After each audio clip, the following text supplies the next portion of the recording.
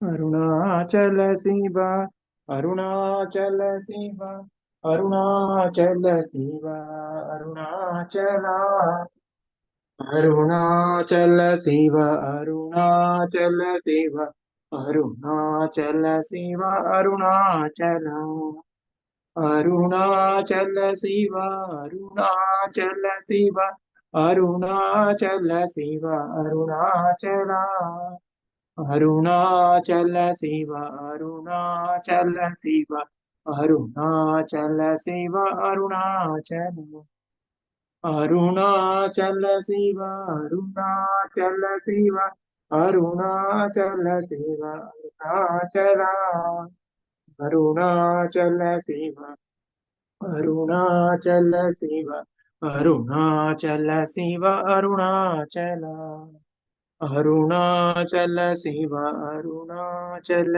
शिव अरुणाचल शिव अरुणाचल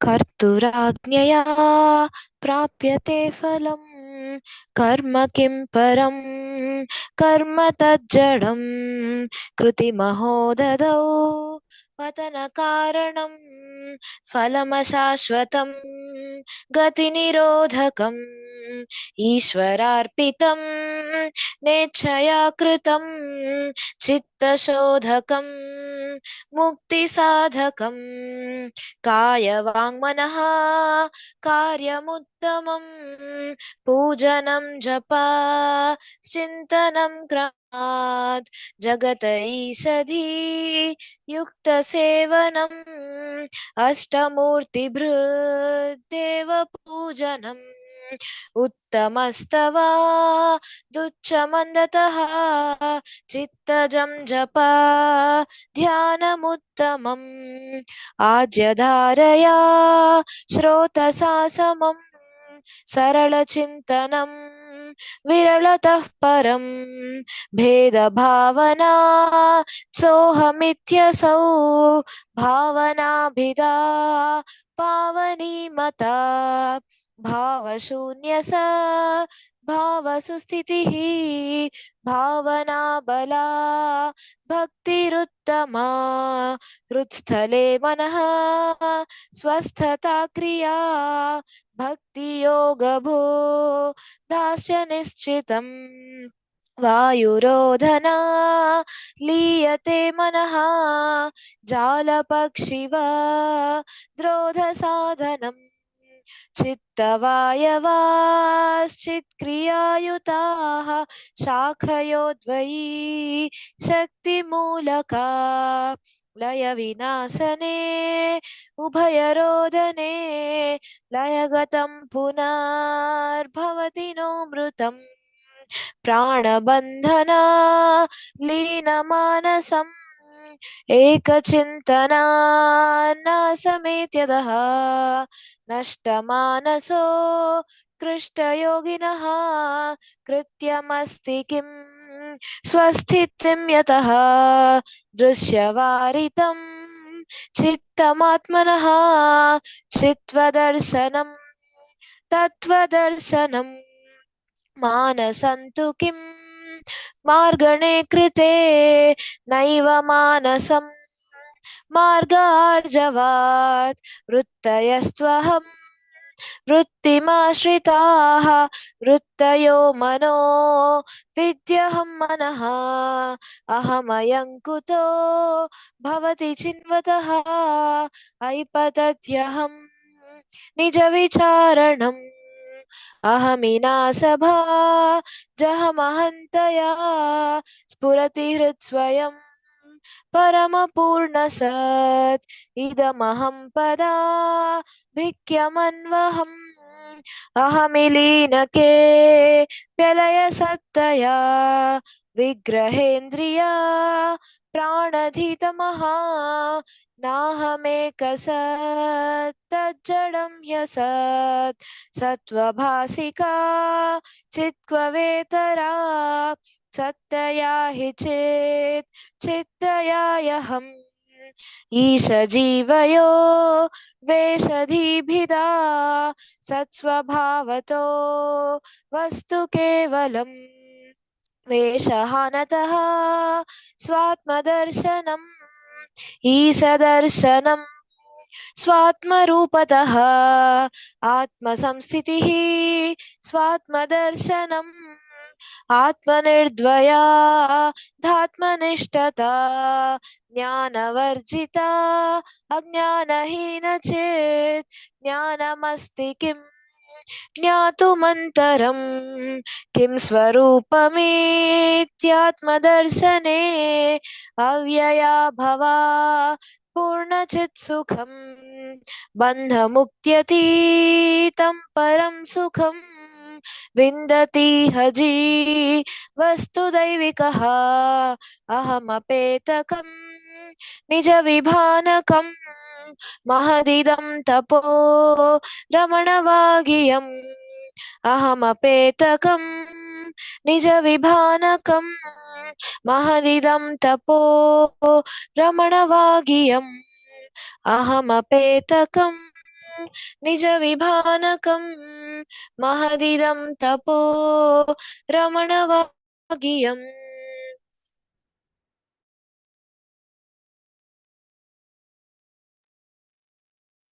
ॐ गणानां त्वा गणपतिगुं हवामहे कविं कवीनामुपमश्रवस्तमम् ज्येष्ठराजं ब्रह्मणां ब्रह्मणस्पत नः शृण्वन् सेधसादनम् प्रणो देवी सरस्वती वाजेभिर्वाजनीवती धीनामवित्रियवत् श्रीमहासरस्वत्यै नमः श्रीमहागणाधिपतये नमः श्रीगुरुभ्यो नमः हरिः ओम्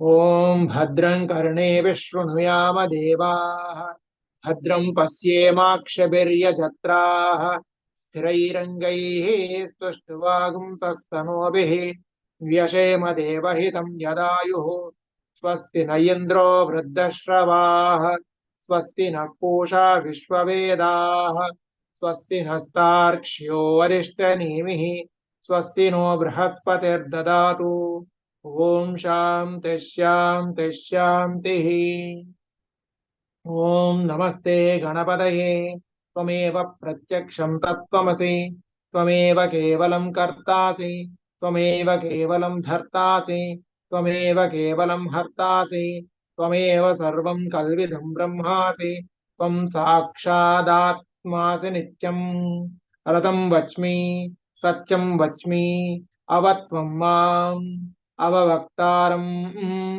अवश्रोतारम् अवधातारम् अवधातारम् अवानूचानमवशिष्यम् अवपश्चात्यात् अवपुरस्तात् अवोत्तरातात् अवदक्षिणातात् अवचोर्ध्वातात् अवाधरातात् सर्वतो मां पाहि पाहि समन्तात् त्वं वाङ्मयस्त्वं चिन्मयः त्वमानन्दमयस्त्वं ब्रह्ममयः त्वं सच्चिदानन्दाद्वितीयोऽसि त्वं प्रत्यक्षं ब्रह्मासि त्वं ज्ञानमयो विज्ञानमयोऽसि सर्वं जगदिदं त्वत्तो ज्यायते सर्वं जगदिदं त्वत्त्वस्तिष्ठति सर्वं जगदिदं त्वयि लयमेष्यति सर्वं जगदिदं त्वयि प्रत्येति त्वं भूमिरापो नलो निलो नभः त्वं चत्वारि वाक्पदानि त्वं गुणत्रयातीतः त्वं देहत्रयातीतः त्वं कालत्रयातीतः त्वं अवस्थात्रयातीतः त्वं मूलाधारास्थितोऽसि नित्यं त्वं शक्तित्रयात्मकः त्वां योगिनो ध्यायन्ति नित्यम् त्वं ब्रह्मा त्वं विष्णुस्त्वं रुद्रस्त्वं इन्द्रस्त्वं अग्निस्त्वं वायुस्त्वं सूर्यस्त्वं चन्द्रमास्त्वं ब्रह्मभूर्भुवस्सु वरोम् गणादीं पूर्वमुच्चार्य वर्णादीं तदनन्तरम् अनुस्वारः परतरः अर्धेन्दुरसितं तारेण रुद्धम् एतत्तव मनुष्वरूपम् गकारः पूर्वरूपम् अकारो मध्यमरूपम् अनुस्वारस्यान्त्यरूपम् बिन्दुरुत्तररूपम् नादः सन्दानम् सगंहिता सन्धिः सैषा गणेश विद्या गणकर्षिः निःसृद्गायत्री छन्दः श्रीमन्महागणाधिपतये नमः। ॐ गं गणपतये नमः। एकदन्ताय विद्महे वक्रतुण्डाय धीमहि तन्नो दन्तिः प्रचोदयात्। एकदन्तं चतुर्हस्तं पाशमं कुशधारिणं रथं च वरदं हस्तै बिभ्राणं मूषकध्वजम् रक्तं लंबोदरं शोत्नकर्णकं रक्तवाससं रक्तगन्धानुलिप्ताङ्गं रक्तपुष्पैः सुपूजितं भक्तानुकम्पिनं देवं जगत्कारणमच्युतम् आविर्भूतं च सृष्ट्यादौ प्रकृते पुरुषात् परम् एवं ध्यायति यो नित्यं स योगी योगिनां वरः। नमो व्रातपतये नमो गणपतये नमः प्रमथपतये नमस्ते अस्तु लंबोदराय एकदन्ताय विघ्नविनाशिने शिवसुताय श्रीवरदमूर्तये नमो नमः।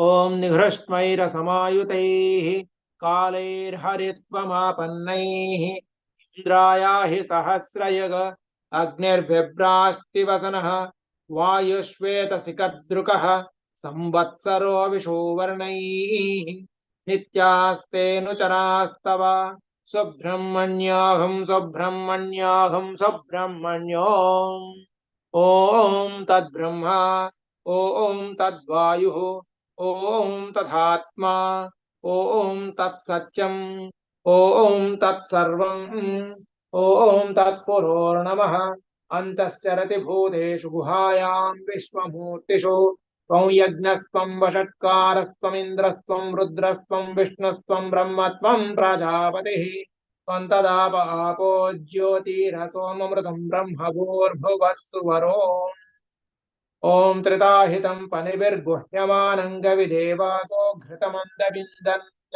इन्द्र एकगं सूर्य एकं जजानवेनादेकघ्नस्वदया निष्टतक्षुः यो देवानां प्रथमं पुरस्ताद्विश्वादियो रुद्रो महर्षिः हिरण्यगर्भं तस्य ददायमानगुं सनो देव शुभया स्मृत्या संयुनक्तो यस्मात् परन्न परमस्ति किञ्चित् नद्यायोऽस्ति कश्चित् वृक्षैव स्तब्धो दिवि तिष्ठस्ते कस्ते नेदं पूर्णं पुरुषेण सर्वम् न कर्मणा न प्रजया धनेन त्यागेनैके अमृतत्वमानशुः परेण नागं निहितं गुहायां बिभ्राजते तच्चतयोऽपि सन्ति वेदांत विज्ञान सुनिश्चितार्थाः संन्यासयोगा जतयः शुद्ध सत्त्वाः ये ब्रह्मलोके तु परान्तकाले परामृतात् परिमृत्यन्ति सर्वे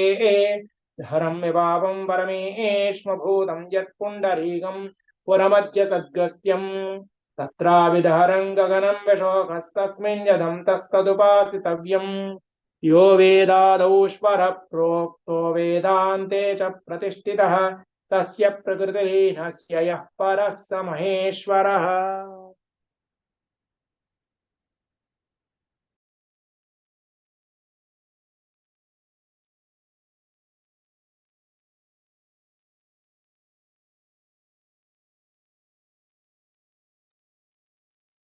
अन्तर्यस्य बहिर्विदूततिमिरं ज्योतिर्मयं शाश्वतं स्थानं प्राप्य विराजते विनमतामज्ञानमुदयन् पश्यन् विश्वमपीदमल्लसति यो विश्वस्य पारे परः तस्मै श्रीरमणाय लोकगुरवे शोकस्य हन्त्रे नमः। शान्तिर्नितान्तमधिका परमाशु शक्तिः వైరాగ్యమద్భుతతమం కరుణాతు సాంద్ర జ్ఞానం నిరస్తకుహనం మధురం చ వృత్తం రూణాం నిదర్శనమయం రమణో మహర్షి హంసావతారస్కందస్య విశ్వాచార్యో విదాంబరః ప్రణమ్యతే మహాబాహో రమణో భగవాన్ ఋషిః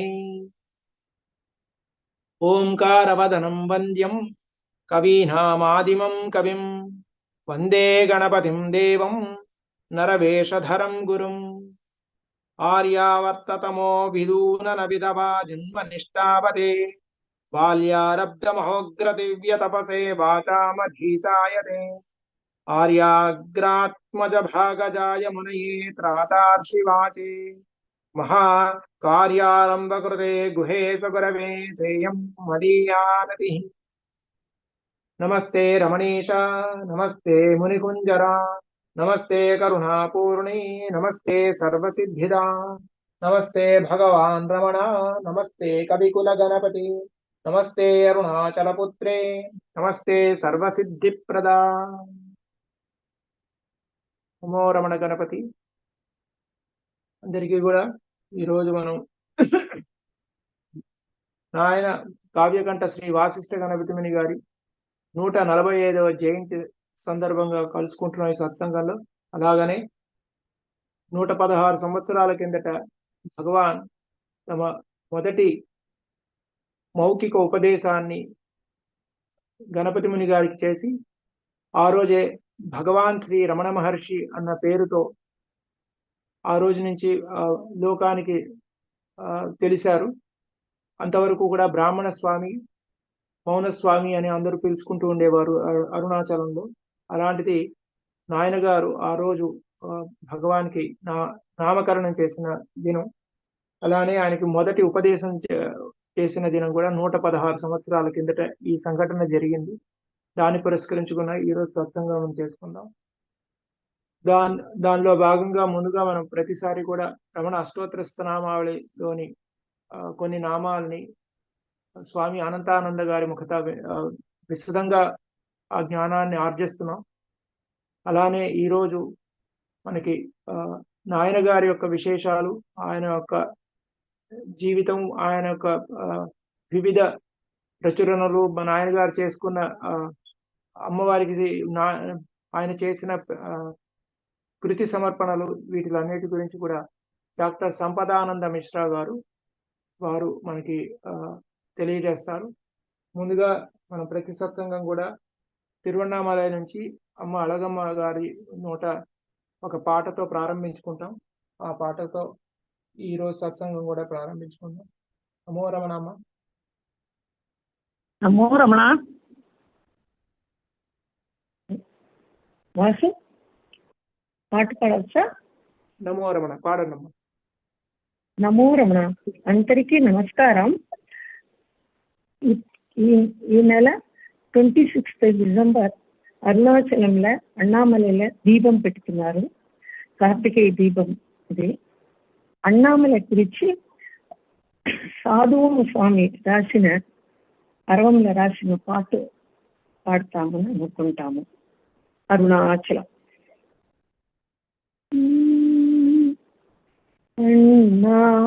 అన్నామలయానే రమణ అన్నామలయానే అన్నామలయానే రమణ அண்ணாமலையானே எண்ணாத பேர்க்கோ இறங்கிடுவாயே அண்ணா மலையானே எண்ணாத பேர்க்கு இறங்கிடுவாயே அண்ணா மலையானே கண்ணில் கண்டும் கருணை செய்யாயோ கண்ணில் கண்டும் கருணை செய்யாயோ ரமண பெருமானே அண்ணா மலையானே உலகே சுகமதாய் உடம்பே நானாய் உழன்றது போதாதா, உலகே சுகமதாய் உடம்பே நானாய் உழன்றது போதாதா,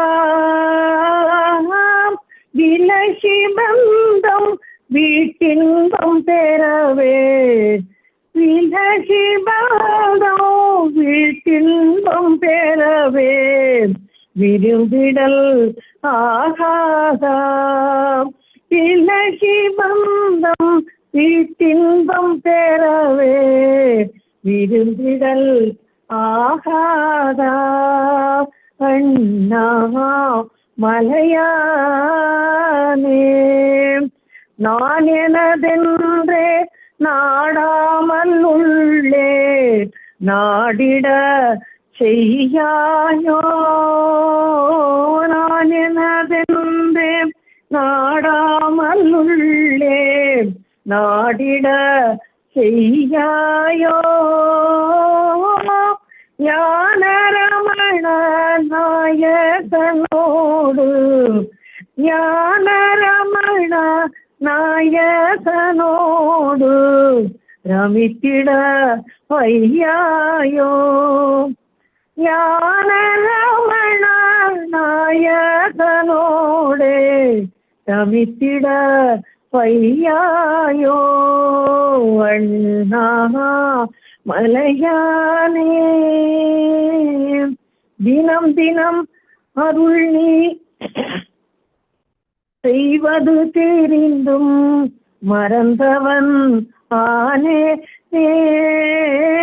தினம் தினம் அருள் நீ செய்வது தெரிந்தும் மறந்தவன் ஆனே, சினந்து நீயும் சிசுவென்னை அகந்தால், சினந்து நீயும் சிசுவென்னை அகந்தால் செய்வதொன்றறியேனே,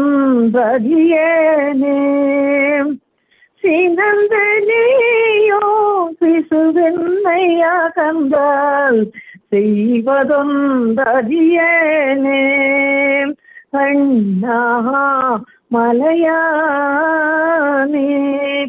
அருணாச்சல சிவா அருளே அளிக்கவா, அருணாச்சல சிவா அருளே அளிக்கவா, அண்ணா மலை ரமணா,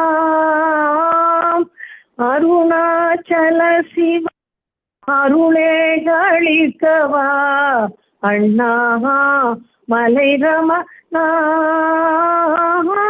கருணா சமுத்திரமே குரு ஞான ரத்னமே, கருணா சமுத்திரமே குரு ஞான ரத்னமே, அருணா சல ரமணா, கருணா சமுத்திரமே குரு ஞான ரத்னமே, அருணா சல ரமணா.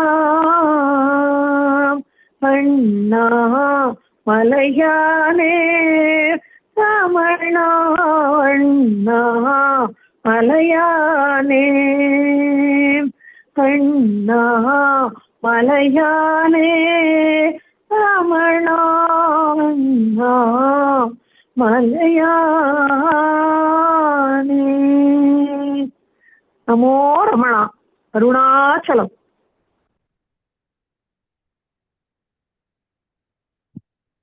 చాలా సంతోషం అమ్మా. మనం అరుణాచల దీపోత్సవం పురస్కరించుకొని కూడా ఈ పాట మనం ఈరోజు భగవాన్కి నివేదించుకున్నాం. మనం చాలా సంతోషం. ఇప్పుడు స్వామి అనంతానంద గారి కథ రమణ అష్టోత్తర స్తోత్రనామావళిలోని మరికొన్ని నామాలు ఈరోజు తెలుసుకుందాం. నమో రమణ స్వామి. ఓం అపార సచ్చిత్ సుఖవారిరాసే యస్యోర్విమాత్రం భువనం సమస్తం గుహాహితం తం రమణం గభీరం చింతావిహీనం హృది చింతయామి. ఓం సదానందాయ నమః. ఓం మృదుభాషిణే నమః. ఓం మృదుభాషిణే నమః. 67వ నామధేయము భగవాన్ వారి యొక్క మరొక నామధేయము మృదుభాషిణే నమః.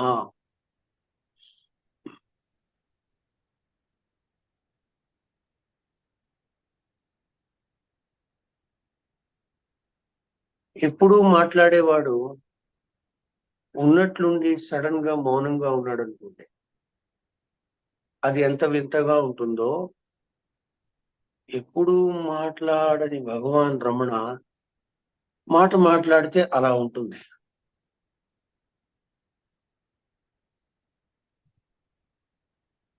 భగవాన్లు వారు అనేవారు, అసలు ఎందుకు మాట్లాడాలి అని అనేవారు. కానీ అంత ఉత్కృష్టమైన స్థితిలో అంతఃకరణతో తాదాత్మ్యం చెంది చిత్తవృత్తులతో సతమతమవుతున్నటువంటి సామాన్య జీవులు అంత ఉన్నత స్థాయిలో ఉండలేరు. కానీ భగవాన్లు వారు తన దగ్గరికి వచ్చిన వారికి అందరికీ కూడా ఎప్పుడు ఒకే ఉపదేశం చెప్పేవారు. చుమ్మా ఇరుపదే సుఖం అనేవారు. నోరు మూసుకుని కూర్చుంటే బాగుంటుంది అన్నారు. ఏమిటి ఇక్కడ?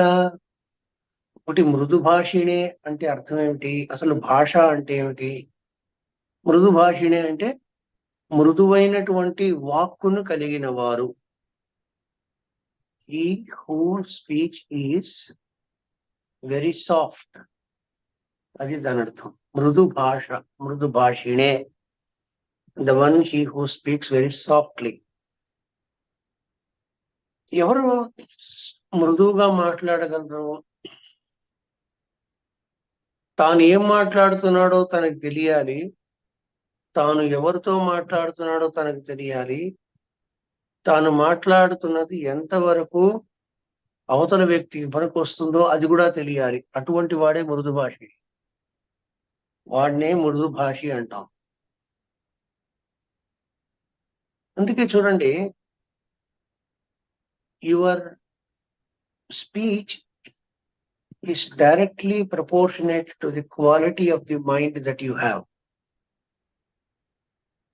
అంటే నీ మనస్సు రజోగుణంగా ఉందనుకోండి, నువ్వు నోరు తెరిస్తే అన్ని రజోగుణపు శబ్దాలే బయటకు వస్తాయి.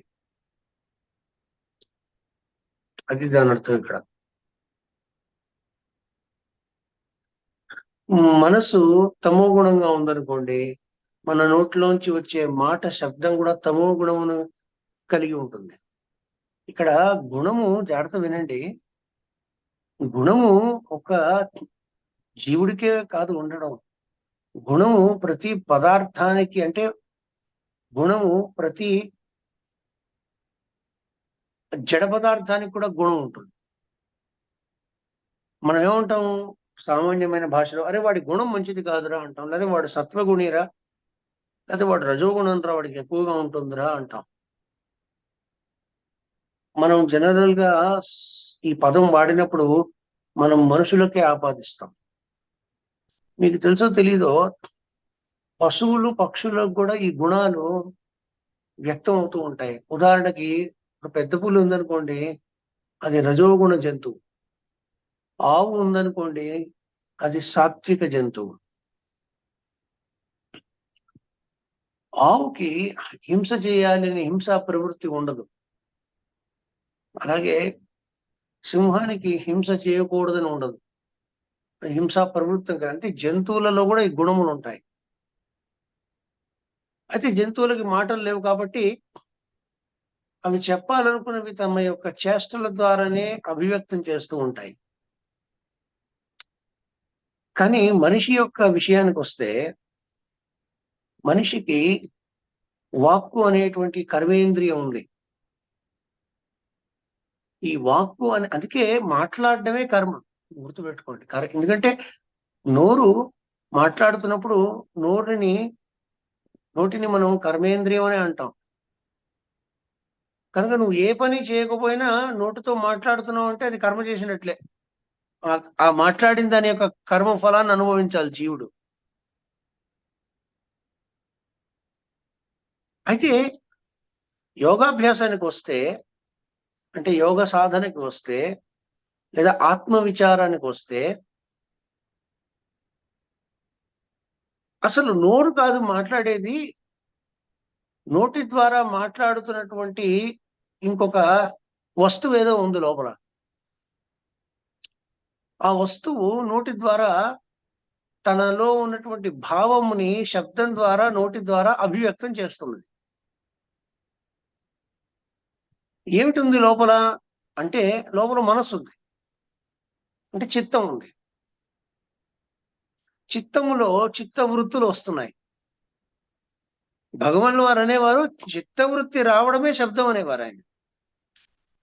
ఈ ప్రశ్నోత్తర సెషన్స్ లో ఎవరైనా ప్రశ్న అడిగితే శబ్దము అంటే ఏమిటి అంటే, శబ్దము అంటే ఏమిటంటే నీకు వచ్చేటువంటి ఆలోచనే శబ్దం. అందుకే చూడండి, మనం బయట కొంతమంది మౌనవ్రతం పాటిస్తూ ఉంటారు. వాళ్ళు బయట చూడడానికి చాలా మృదువుగా కనబడతారు, మిత భాషిలా కనబడతారు, కానీ లోపల అతి భాషి. మౌఖికంగా చూస్తే మిత భాషి, ఆంతరంగికంగా చూస్తే అతి భాషి. అంటే మనసు ఎప్పుడు కూడా ఏదో ఒక శబ్దాన్ని సృష్టిస్తూ ఉంటుంది, గుడుగుడు గుడుగుడు వాగుతూ ఉంటుంది. అందుకే యోగాభ్యాసంలో ప్రప్రథమమైనటువంటి ధ్యానాభ్యాసానికి కావాల్సిన మొట్టమొదటి అర్హత ఏమిటంటే, మనస్సుకి ముందు అది మాట్లాడకుండా కూర్చోగలగడం నేర్చుకోవాలి.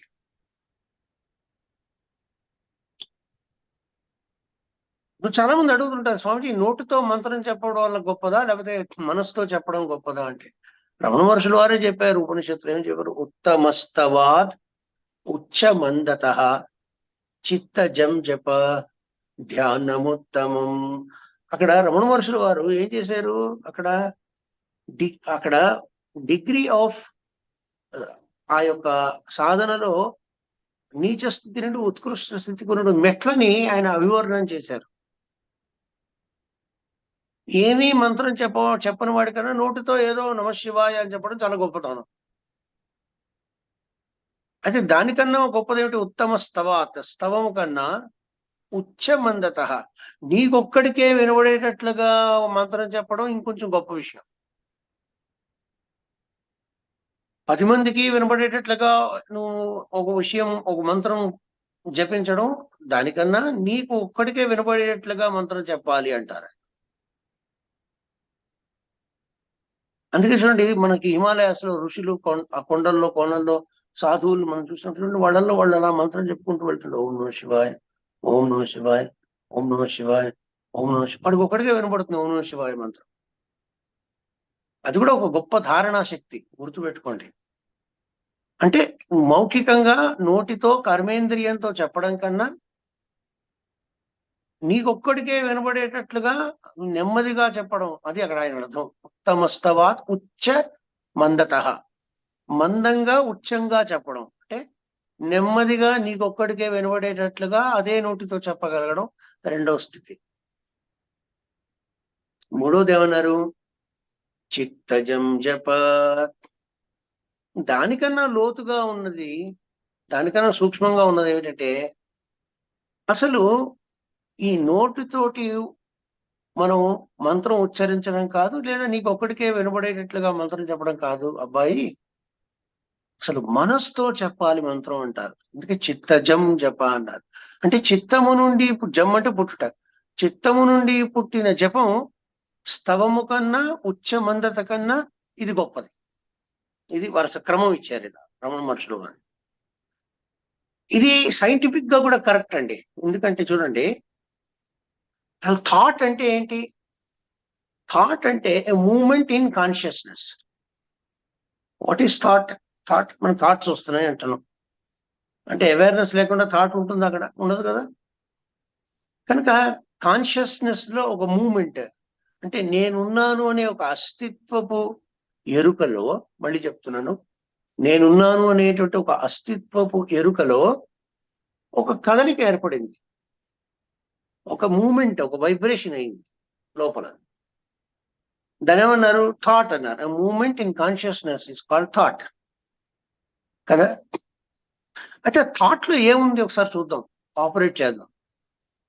థాట్ లో ఏముంటుంది అంటే థాట్ లో ఒకటేమో స్పేస్ ఉంటుంది. కాన్సెప్ట్ ఆఫ్ స్పేస్ ఉందా లేదా థాట్ లో? నేను ఇక్కడ ఉన్నాను, మా అబ్బాయి అమెరికాలో ఉన్నాడు అనుకున్నావు అనుకో. సో అమెరికాలో ఉన్నావు అనే స్పేస్ ఏదైతే ఉందో అది నీ మైండ్ లో ఉందా లేదా? మీ అబ్బాయిని తలుచుకున్నప్పుడు వాడు ఇన్ని వేల కిలోమీటర్ దూరంలో ఉన్నాడు అంటున్నావా లేదా? ఆ అంటున్నప్పుడు అది శబ్దమే కదా. వాడు అంత దూరంగా ఉన్నాడు, ఏమిటో వాడికి నచ్చిన పదార్థం ఒకటి చేసాను ఈరోజు వండాను, కానీ వాడు తినడానికి ఇక్కడ లేడు, భౌతికంగా ఎక్కడో అమెరికాలో ఎక్కడో ఉన్నాడు అని లోపల అనుకుంటున్నావా లేదా? అది అనుకోవడమే శబ్దం, అదే థాట్. అంటే దీని అర్థం ఏమిటంటే మీకు ఏమర్థం అవ్వాలి? మనం బాహ్యంగా మౌఖికంగా అంటే నోటితో మాట్లాడక పూర్వమే లోపల ఏదో మనం మాట్లాడుకునే ఆ నోటితో అంటున్నాం. అంటే మన నోటితో మాట్లాడే ముందు మనసులో అనుకునే మాట్లాడుతున్నాం అన్నమాట. అయితే ఒక్కొక్కసారి ఈ మనసుతో మాట్లాడిన దానికి నోటితో మాట్లాడిన దానికి కాస్త వ్యవధి ఉంటుంది, గ్యాప్ ఉంటుంది. ఒక్కొక్కసారి ఆ గ్యాప్ లేకుండా మాట్లాడుతూ ఉంటాం. ఇప్పుడు జాగ్రత్తగా నేను సీక్రెట్ చెప్తాను. మనసులో అనుకున్నది గ్యాప్ లేకుండా అంటే థింకింగ్ లేకుండా నోటితో కనుక చెప్పగలిగితే వాడిని ఏమన్నారంటే సత్యస్వరూపి అన్నారు. అందుకే యోగులకి జ్ఞానులకి మనకి తేడా చూడండి ఎలా ఉంటుందో. మనం లోపల ఏదో అనుకుంటాం, బయట మాట్లాడితే బాగుండదు కదా, ఇలా మాట్లాడదాం అనుకుంటాం. అంటే లోపల ఏదో ఒకటి అనుకున్నావు, కానీ బయటకు వచ్చేసరికి అది వేరుగా మారింది, శబ్దం మారింది, శబ్దార్థం కూడా మారింది. కానీ జ్ఞాని విషయంలో లోపల ఒకటి బయట ఒకటి ఉండదు. వాడికి లోపల చిత్తం కదిలింది అంటే, కాన్షియస్నెస్ కదిలింది అంటే జ్ఞానికి, అది వాక్కు ద్వారా వ్యక్తం అవ్వాలి అంటే లోపల ఉన్నది ఉన్నట్లుగానే అది అభివ్యక్తం అవుతుంది. ఎలా అయితే జాగ్రత్త వినడం, మంచి ఎగ్జాంపుల్ చెప్తాను. ఒక కెమెరాతో నువ్వు ఒక పిక్చర్ తీసావు, ఫోటో తీసావు. దేన్నైతే ఫోటో తీసావో అది ఎలా ఉందో అది ఉన్నది ఉన్నట్లుగా నీకు ఆ బొమ్మలో ఫోటోలో కనబడుతుంది. లేనిది ఎలా కనబడుతుంది? కనబడదు కదా. సో యాజ్ ఇట్ ఈస్ గా అది పిక్చర్ తీస్తుంది, ఉన్నది ఉన్నట్లుగా తీస్తుంది ఆ ప్రతిమని, ప్రతిబింబాన్ని. అదే విధంగా యాజ్ ఇట్ ఈస్ గా లోపల ఉన్నది ఏదైతే ఉన్నదో, చిత్తములో ఏదైతే వైబ్రేట్ అయ్యిందో in the form of sound, in the form of thought, అది మౌఖికంగా ఉన్నది ఉన్నట్లుగా కనుక అభివ్యక్తం కనుక అయ్యేటువంటి భాగ్యానికి అది నోచుకోగలిగితే, దానిని మనం అలవాటు చేయగలిగితే, అతడిని ఏమన్నారు? సత్యభాషి అన్నారు. వాడే మృదు భాషి. ఎందుకని వాడు మృదు భాషి? ఎందుకంటే అటువంటి వాడు అవసరం అవుతే కానీ మాట్లాడడం. మనం ఏమిటి? మనం అవసరం అవుతే కానీ నోటితో మాట్లాడడం, కానీ అవసరం లేకపోయినా మనసుతో మాట్లాడుతూనే ఉంటాం. అది మనకి ఆయనకి ఉన్న తేడా. ఆయనకు ఉన్న తేడా ఇంకోసారి చెప్తాను చూడండి. ఆయనకి అవసరం లేకపోతే మనసుతోనూ మాట్లాడు, నోటితోనూ మాట్లాడు. మనకి అవసరం లేకపోతే నోటితో మాట్లాడకుండా ఉంటాం, కానీ అవసరం లేకపోయినా మనసుతో లోపల ఏదో ఒక శబ్దాన్ని ఏదో ఒకటి మాట్లాడుతూ ఉంటాం. లోపల we make some or the other sound. I hope you are understand. మరి అప్పుడు మృదుత్వం ఎలా ఉంటుంది? కఠినత్వమే ఉంటుంది కదా. ఆ ట్రాన్స్పరెన్సీగా లేదు కదా అది. అందుకే మహాత్ములు ఏమన్నారంటే సత్యం బ్రూయాత్, ప్రియం బ్రూయాత్. సత్యం చెప్పండి, అది ప్రియమైన సత్యం అయితేనే చెప్పండి, లేకపోతే చెప్పక్కర్లేదు. ధర్మశాస్త్రాల ప్రకారం చూసినా ఇది చాలా గొప్ప సూత్రం. సత్యం బ్రూయాత్, ప్రియం బ్రూయాత్. సత్యమే పలకండి, ఆ సత్యము పక్కవాడికి ప్రియకరం అవుతూనే పలకండి. అప్రియమపి సత్యమపి అప్రియం న బ్రూయాత్. సత్యమే, కానీ అది మాట్లాడటం వల్ల వినే వ్యక్తికి అది అప్రియం, అంటే ప్రియకరం కానటువంటిది, దట్ విచ్ ఇస్ అన్ప్లెజెంట్ అన్నమాట. సత్యమే, కానీ అది అన్ప్లెజెంట్ గా ఉంది. సో అటువంటి అన్ప్లెజెంట్ సత్యాన్ని చెప్పకుండా ఉండడమే మృదుత్వం. అది మృదు భాషిణి అంటే. అంటే దీన్ని బట్టి ఏమర్థమైంది? వెరసి మనం లోపల ఎంత తక్కువగా మాట్లాడితే బయట అంత తక్కువగా మాట్లాడతాము, అది దీని అర్థం. ఒకవేళ ఒక వ్యక్తి బయట ఎక్కువగా మాట్లాడట్లేదు కానీ మనసులో ఎక్కువ మాట్లాడుతున్నాడు, వాడికి సైకిక్ డిజార్డరే. ఈ మానసిక రోగాలు, ఈ బీపీలు ఎందుకు వస్తాయి? ఇవన్నీ ఎందుకు వస్తాయి? షుగర్లు, వ్యాధులు అని ఎందుకు వస్తున్నాయి మనకి? ఆ లోపల ప్రెషర్ వల్ల. ఏ ప్రెషరు? ఆ థాట్ ప్రెషర్. అంటే లోపల ఏదో ఒకటి ఎప్పుడు అలా ఇంజన్ పనిచేస్తూ ఉంటుంది అన్నమాట. భగవాన్ రమణ మహర్షి వారు మౌనము మౌనము అని చెప్పారు కదండి. ఏ మౌనము?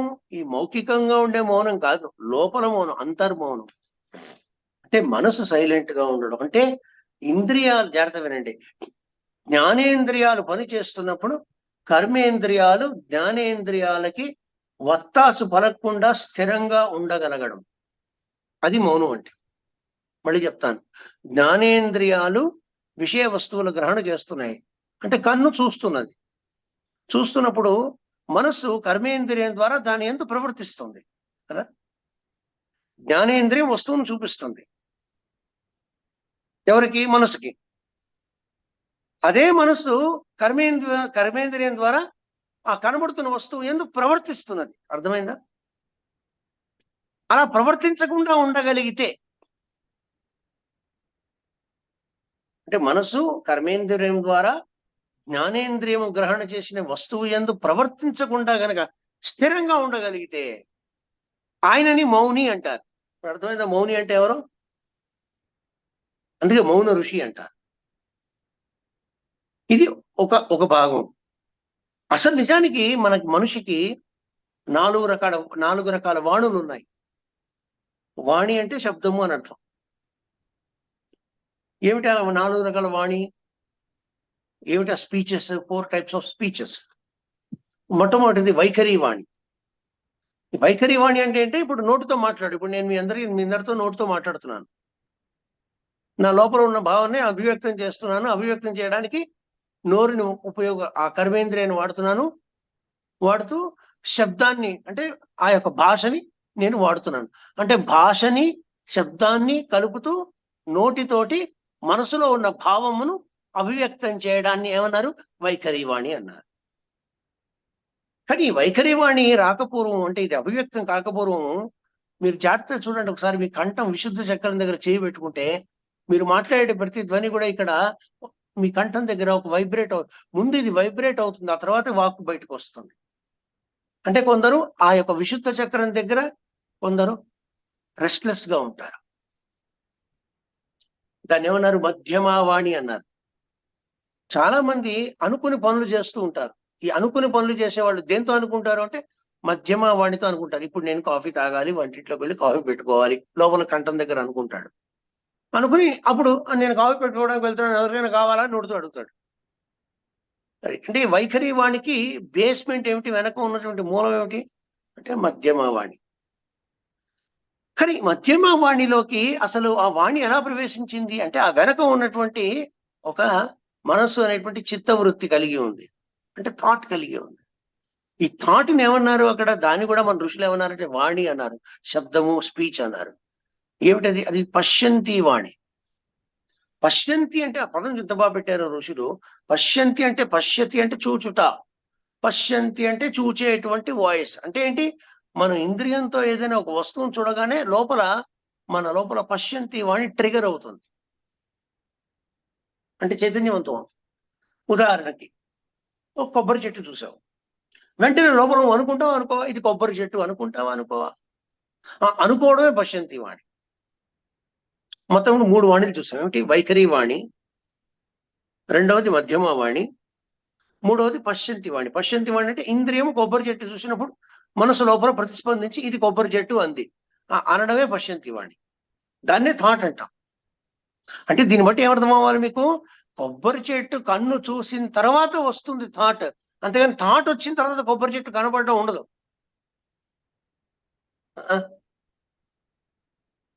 సెన్సేషన్ తర్వాతే మైండ్ వైబ్రేట్ అవుతుంది.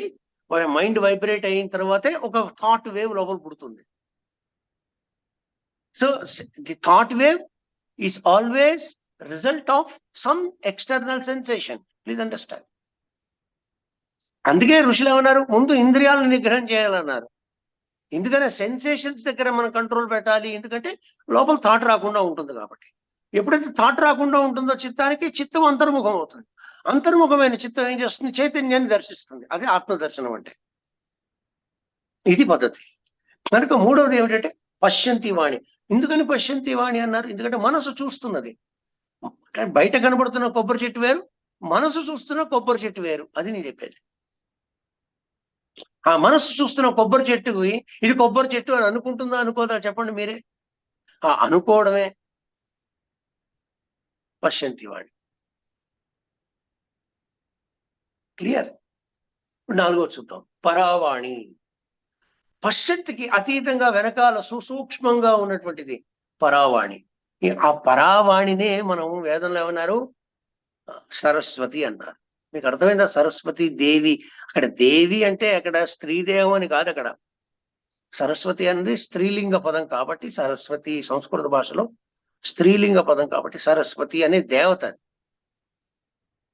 అది దేవత అంటే వెలుగుని చూపించేది అని అర్థం. అంటే it has nothing to do with the gender. So Saraswati Devi అన్నారు. ఎందుకంటే సరస్వతి దైవము అంటే దేవత, అంటే దివ అంటే దేవత అని అర్థం. ఏమిటి సరస్వతి దేవి అంటే ఎవరు అంటే ఓం, అదే ప్రణవమే. అంటే ఈ చరాచర సృష్టి అంతా ఎక్కడి నుంచి వచ్చింది? ప్రణవములోంచి వచ్చింది. అంటే వేదం ఏమి చెప్పిందంటే ఈ చరాచర సృష్టి అంతా సూర్యుడి నుంచి వచ్చింది. ఆ సూర్యుడు ఎక్కడి నుంచి వచ్చాడు అంటే బ్రహ్మలోంచి వచ్చాడు. మరి బ్రహ్మ ఎక్కడి నుంచి వచ్చాడు అంటే విష్ణువు యొక్క నాభిలోంచి వచ్చాడు. సో నాభి అంటే ఏమిటి? నాభి అంటే నభ అంటే ఆకాశం. సో ఆకాశానికి కరస్పాండింగ్ సౌండ్ ఏమిటి? కరస్పాండింగ్ ఎలిమెంట్ ఏమిటి? శబ్దం. ఎందుకంటే ఆకాశము శబ్దము రెండు కూడా కరస్పాండింగ్ అన్నమాట. రెండు ఒకటి దాంట్లో ఒకటి మ్యాచ్ అవుతాయి. Because sound travels in space. If there is no space, there is no possibility of sound కదా. శబ్దం ఉండాలి అంటే స్పేస్ ఉండాలి. స్పేస్ ఉంటేనే అక్కడ శబ్దం పుడుతుంది, వినబడుతుంది కూడా. దేర్ ఫోర్ ఏమిటా శబ్దము? ఆ పరావాణి అంటే దాన్ని మనం ఋషులు ఏమన్నా ఓమితి బ్రహ్మ, ఓమితి దగం సర్వం అంటుంది తైత్రీయ ఉపనిషత్తు. అదే ఓం, అదే బ్రహ్మ, అదే సమస్తము.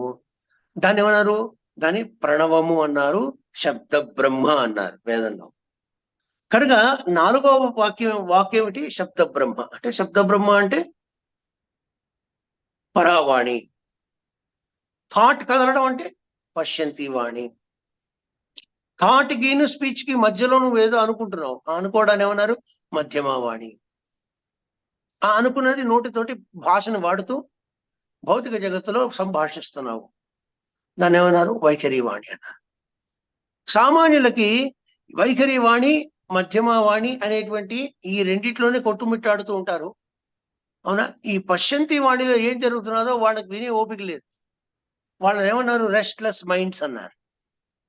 అదే యోగాభ్యాసం చేసి తపస్సు చేసి మౌనవ్రతాన్ని కనుక అంటే అంతర్మౌన వ్రతాన్ని పాటిస్తే అప్పుడేమవుతుంది? నెమ్మదిగా ఈ పశ్యంతి వాణి ముందు అది సమాప్తం అవుతుంది. అంటే ఈ పశ్యంతి వాణి శాంతిస్తుంది. అందుకే వేదంలో శాంతి శాంతి శాంతి అని 3 సార్లు ఎందుకంటారు? మొదటి శాంతి ఏమో వైఖరి వాణి, రెండవ శాంతి ఏమో మధ్యమ వాణి, మూడవ శాంతి ఏమో పశ్యంతి వాణి. ఆ 3 పైన ఉన్న 3 వాణులు కూడా, 3 స్పీచెస్ కూడా కంప్లీట్ గా స్టాండ్ స్టిల్ సైలెంట్ అయిపోతే, అంటే కంప్లీట్ గా మౌనం అయిపోతే అప్పుడు లోపల నుంచి ఆ యోగికి వినబడే శబ్ద బ్రహ్మని ఓం అన్నారు. అందుకే ఓము ఉచ్చారణ మంత్రం కాదు, అది శ్రవణ మంత్రం. అంటే అది వినబడాలి. బాగా గుర్తుపెట్టుకోండి. ఓం చెప్పడం కాదు ముఖ్యం, ఓం వినబడడం ముఖ్యం. వినడం కూడా కాదు, అది వినబడాలి. అది నువ్వంటే వినబడటం కాదు, నువ్వు మౌనంగా ఉంటే వినబడేదాన్ని ఓం అన్నారు. ఇక్కడ నువ్వు మౌనంగా ఉండడం అంటే అర్థం ఏంటి చెప్పండి? ఇక్కడ నువ్వు మౌనంగా ఉండడం అంటే ఇప్పుడు మీకు బాగా అర్థమైంది ఈ పాఠ విన్న తర్వాత. ఏమిటది? వైఖరి వాణి, మధ్యమవాణి, పశ్యంతి వాణి.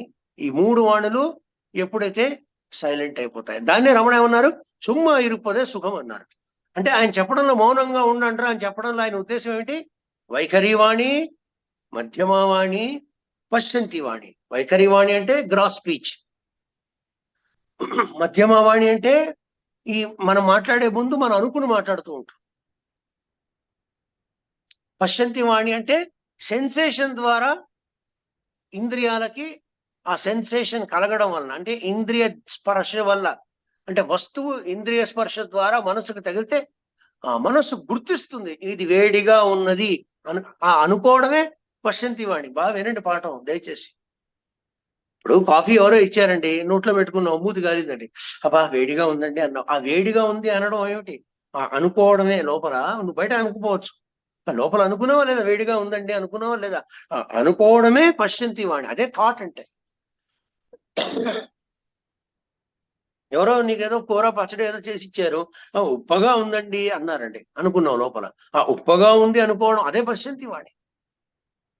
అంటే ప్రతిస్పందించింది మాట. అంటే ఈ నాలుక ఉపదనాన్ని చూసింది, లోపల ఉన్న చిత్తం ప్రతిస్పందించి ఇది ఉప్పగా ఉందండి అని చెప్పింది. దాన్నే బుద్ధి అన్నారు, బుద్ధి వృత్తి అన్నారు. క్లియర్? కనుక మౌనము అంటే ఏమిటో చెప్తున్నారు. ముందు మౌనం అంటే ఏమిటో తెలియాలి, మృదు భాష తెలియాలి. మనకు మృదు భాష రావాలి అంటే, మనం మృదు భాషితులం అవ్వాలి అంటే, ముందు మనకు మౌనం అంటే ఏమిటి? మౌనము అంటే ఏమిటి? అవసరమైనప్పుడు మాట్లాడటం, అవసరం లేనప్పుడు మాట్లాడకుండా ఉండగలగడం. ఇది దీని అర్థం. అయితే స్వామిజీ, ఇప్పుడు మనకు అవసరం ఎప్పుడు, అవసరం లేదు ఎప్పుడు ఎలా తెలుస్తుంది? జాగ్రత్త వినండి, మంచి సులువైన పద్ధతి చెప్తాను. ఏదేని ఒక పని చేస్తున్నప్పుడు అది మనకి దుఃఖం ఇస్తున్నప్పుడు, దుఃఖాన్ని అనుభవిస్తున్నాం అనుకోండి, ఆ పని అవసరం లేదు అని తెలుసుకోవడమే సుఖం. ఏదైనా ఒక పని, వ్యవహారం, వ్యాపకం చేస్తున్నప్పుడు మనకి ఇందులో దుఃఖం ఏమి ఉండదు, సుఖం లేకపోయినా పర్వాలేదు, దుఃఖం ఉండదు అని తెలిసినప్పుడు అది మనం చేయవలసిన పని. అంటే మనం చేయవలసిన పని ఏదో చేస్తూ ఉండడం, చేయదలచిన పని ఏదైతే ఉందో అది చేయకుండా ఉండగలగడం. That which you have to do, you have to do. That which you want to do, don't do it. ఎప్పుడైతే మనం ఈ లైఫ్ స్టైల్ తీసుకొస్తామో మన జీవితంలో, నెమ్మదిగా భగవాన్ రమణ మహర్షి మార్గాన్ని దగ్గరికి వస్తున్నాం. అంతేగాని భగవాన్ రమణ మహర్షి మార్గం దగ్గర రావడం అంటే ఆయన ఫోటో పెట్టడం కాదు, దండ వేయడం కాదు.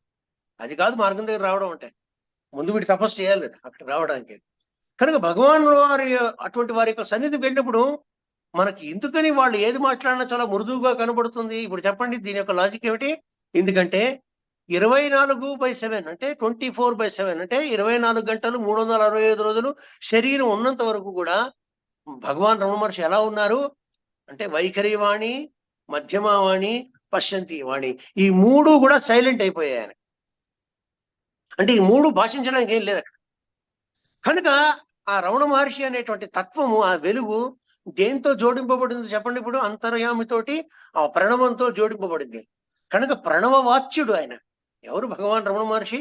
ఏమీ మాట్లాడలేదు అంటే అర్థం ఏమిటి? ఏమీ మాట్లాడని వాటిలోంచి వస్తున్నటువంటి నాద బ్రహ్మే ఈ ప్రణవ వాచ్యం.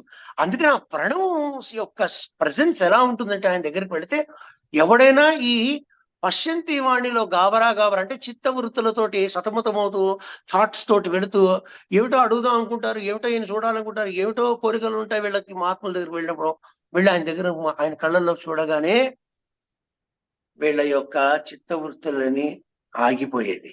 ఏమిటా శక్తి అంటే, ఏ మౌన ఋషి అయితే ఏమీ మాట్లాడకుండా ఉండడం వలన ఆయనని చూసినంత మాత్రముననే చూపరుల యొక్క చిత్తము శాంతించి శమించి శాంత స్వరూపం అయిపోయారో, మరి అటువంటి వాడిని ఏమంటాం మనం? మృదు భాషిణే నమః అంటాం. ఒకవేళ కూడా ప్రశ్న వేశాడు ఆయన్ని, వేస్తే అప్పుడు ఎంత చెప్పాలో సమాధానం అంతే చెప్తాను.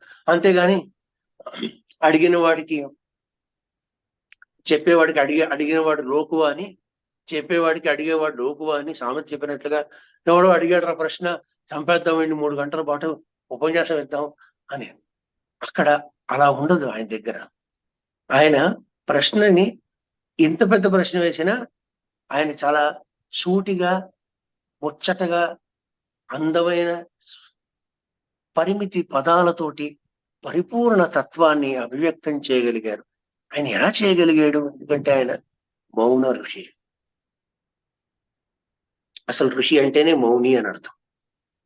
అందుకే కృష్ణుడు గీతలో కూడా చెప్తా చూడండి, తుల్య నిందాస్తుతేర్ మౌని సంతుష్టో ఏన కేనచిత్ అనికేతః స్థిరమతి భక్తిమాన్ మే ప్రియో నరః అన్నాడు. ఒక యోగాభ్యాసం గురించి చెప్తూ అక్కడ తుల్య నిందాస్తుతి, నిందని స్తుతిని సమానంగా చూచేవాడు, మరియు మౌని. ఇక్కడ మౌని అంటే కృష్ణుడి ఉద్దేశం ఏమిటి? భగవాన్ వారు చెప్పినట్లుగా మనసులో మౌనం, అంతేగాని బాహ్యంగా మౌనం కాదు. అందుకే ఎప్పుడైనా మనం మౌనవ్రతం చేస్తామని సంకల్పం చేసినప్పుడు అలాంటి వాళ్ళని చూడండి. ఈ రోజు మా నాన్నగారు మౌనంగా ఉంటారండి. ఆ మౌనంగా ఉన్నప్పుడే వాడు ఎక్కువ మాట్లాడుతుంటాడు లోపల. అది కూడా విడ్డూరంగానే ఉంటుంది మనం చూస్తే. ఏ రోజైతే వీడు మౌనంగా ఉన్నాడో ఆ రోజు వీడు చెప్పదలుచుకున్న విషయాన్ని చెప్పలేక సతమతం అవుతూ లోపల రజోగుణం పొందుతూ లోపల మాట్లాడుతుంటాడు కానీ బయట మాత్రం మాట్లాడటం. కనుక ఇక్కడ లోపల మౌనంగా ఉండాలి. ఉన్నప్పుడే నీకు ఆ మృదు భాషిణి అంటే మృదు భాష సత్య స్వరూపము అంటే ఏమిటో తెలుస్తుంది. కనుక గొప్ప సాధన అంటే ఇది. మా గురువు గారు చెప్పేవారు, ఏమీ అక్కర్లేదు, నువ్వు సైలెంట్ అవ్వాలి అంటే లోపల రమణ మహర్షి వారి ఫోటో చూస్తూ ఉండు రోజు 10 నిమిషాలు. అంతే, ఏం చేయక్కర్లేదు. ఆయన గురించి జపాలు చేయక్కర్లేదు, తపాలు చేయక్కర్లేదు, మంత్రోచ్చారణ చేయక్కర్లేదు, ఓంకారం కూడా చెప్పక్కర్లేదు. అది రమణ యొక్క తత్వం, రమణ మహర్షి యొక్క పవర్. అది ఆ కౌంటర్ ఎలాంటిదంటే, ఆ కౌంటర్ లో ఎక్కడైనా వెళితే చిరుతపురి నోట్లోకి వెళ్ళినట్టే, సింహం నోట్లోకి వెళ్ళినట్లే. సింహం నోట్లోకి వెళితే ఎలా అయితే బతికి బట్టగట్టి బయట రాము, అలాగే భగవాన్ రమణ మహర్షి యొక్క ప్రెజెన్స్ లోకి వెళ్ళగలిగితే మన మనసు ఆ మౌనం యొక్క గ్రిప్పులో మనం ఇరుక్కుపోతాం. ఇంకా వాడికి చిక్కితే, ఆ మౌనానికి చిక్కితే ఇంకా బయట మాట్లాడడానికి ఆసక్తికరమైనది ఏమీ లేదు. కనుక వైరాగ్యం స్వాభావికంగా ఉంటుంది. నేను ఇంకో విషయం చెప్తాను చూడండి. మాట్లాడకుండా ఉండడం అభ్యాసం చేయడాన్ని వైరాగ్యం అంటారు. మాట్లాడకుండా ఉండే స్థితిలో నిష్టని పొందడాన్ని జ్ఞానము అంటారు.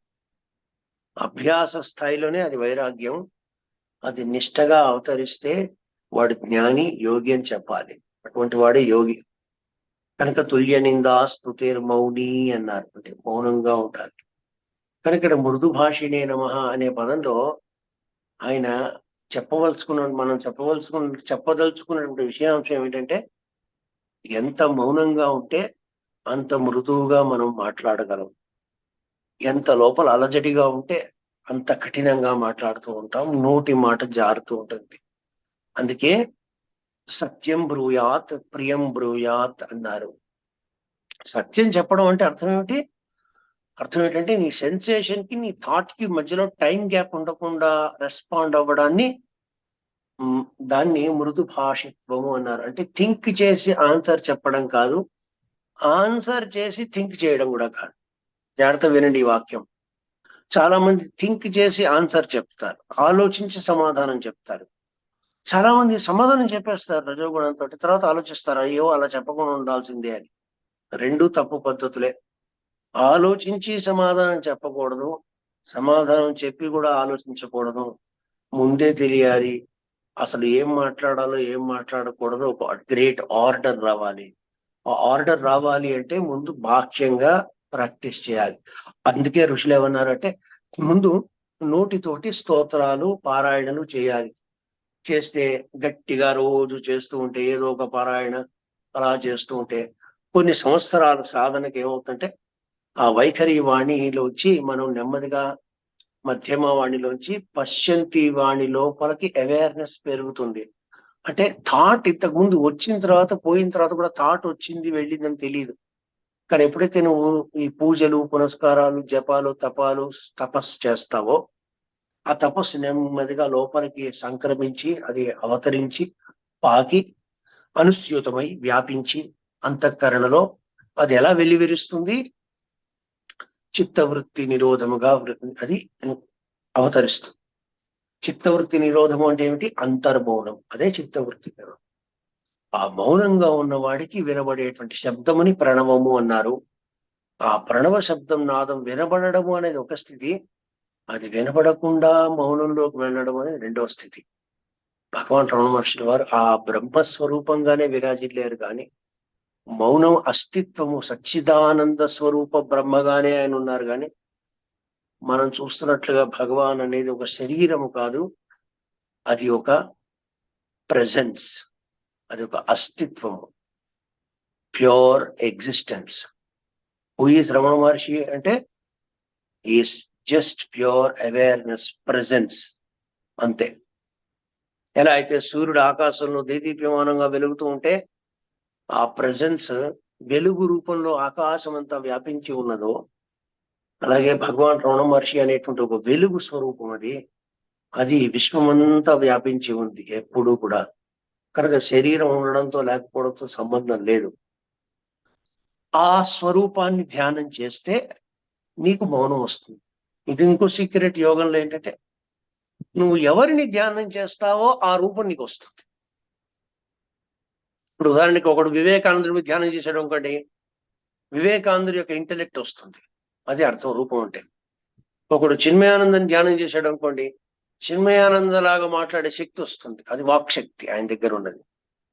అలాగే రమణ మహర్షిని ధ్యానం చేసావు అనుకోండి, రమణ మహర్షి యొక్క మౌనము అనేది మనకు సంక్రమిస్తుంది.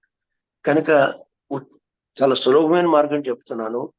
నిజంగా మీకు లోపల మౌనంగా ఉండాలి, చిత్తవృత్తులు లేకుండా శాంతమై శమించిపోవాలి అంటే రోజు భగవాన్ రమణ మహర్షిని ఫోటో చూస్తూ కళ్ళతో మాట్లాడుతూ నాకు నీ యొక్క మౌనాన్ని ప్రసాదించు అని అర్థమిస్తే అప్పుడు నెమ్మదిగా నీకు ఆ మౌనం అవతరించి అందులోంచి మాట్లాడడానికి అవసరం వచ్చిందే మాట్లాడతాం, అవసరమైనప్పుడే మాట్లాడతాం. అది స్వాభావికంగా మృదువుగానే ఉంటుంది. ఎందుకంటే అందులో గుణముల యొక్క వ్యాప్తృత్వము లేదు. అంటే సత్వగుణము, రజోగుణము, తమో గుణములతోటి వాక్కు కలుషితం కాకుండా శుద్ధ సత్వంగా వాక్కు అటువంటి యోగి నుండి, జ్ఞాని నుండి వెలువడుతుంది.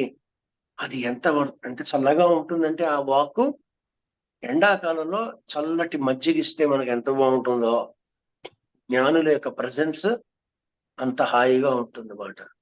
ఆ ప్రజెన్స్ ని ధ్యానం చేస్తే మీరు కూడా మౌన స్వరూపులుగా విరాజిల్లుతారు. ఇది ఈ యొక్క నామ పరమార్థం. మిగతా నామాలు వచ్చే తరగతిలో పరిశీలిద్దాం. ఓం మృదుభాషిణే నమః. ఓం శ్రీరమణాయ నమః. ఓం పూర్ణమద పూర్ణమిదం పూర్ణాత్ పూర్ణముదచ్యతే పూర్ణస్య పూర్ణమాదాయ పూర్ణమేవావశిష్యతే. ఓం శాంతి శాంతి శాంతి. హరి ఓం శ్రీ గురుభ్యో నమః. హరి ఓం.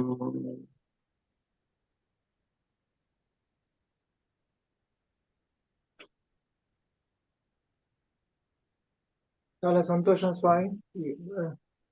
ఇవాళ మనం భగవాన్ ముందుగా మౌఖిక ఉపదేశం చేసిన రోజు అని కూడా అనుకున్నాం, చేస్తున్నాం సత్సంగంలో.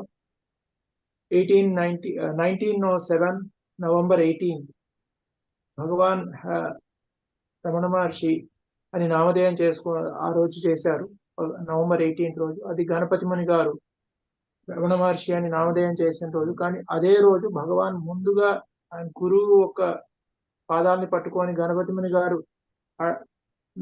అడిగిన ప్రశ్నకి భగవాన్ ముందుగా తన మౌఖికంగా ఉపదేశం చేసిన రోజు.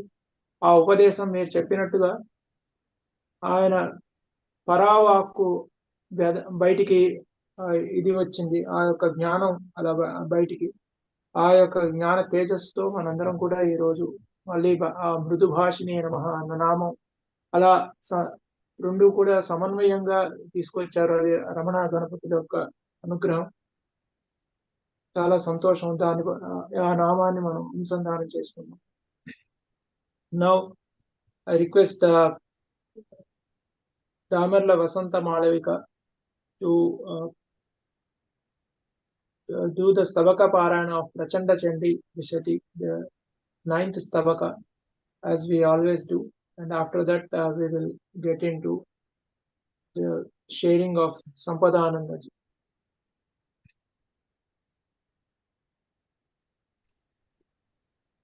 Namo Ramana Ganapati. Madalekha Stabakam.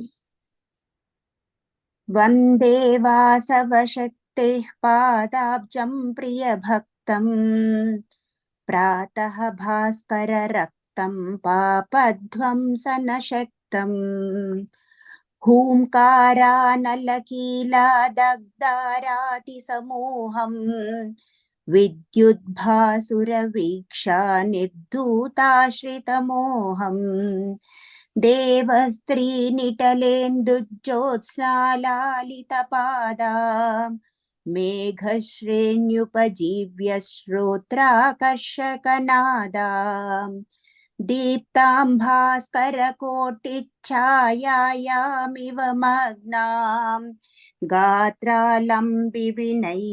क्षौमं किञ्चिदनग्नाम् कण्ठे कल्पितहारां मुण्डानां शतकेन ज्ञेयामूल्यरहस्यां निर्व्याजं भजकेन स्वर्गस्य क्षितिपालां पश्यन्तीं प्रणयेन धुन्वानां विबुधानां भीतिं शक्तशयेन शक्तीनामधिराग्निं मायानामधिनाथां चण्डां कामपि चण्डीं गायामद्भुतगाथाम् भित्त्वा मस्तकमेतत्पादाघातबलेन आविश्याखिलकायं खेलत्पावनलीलम्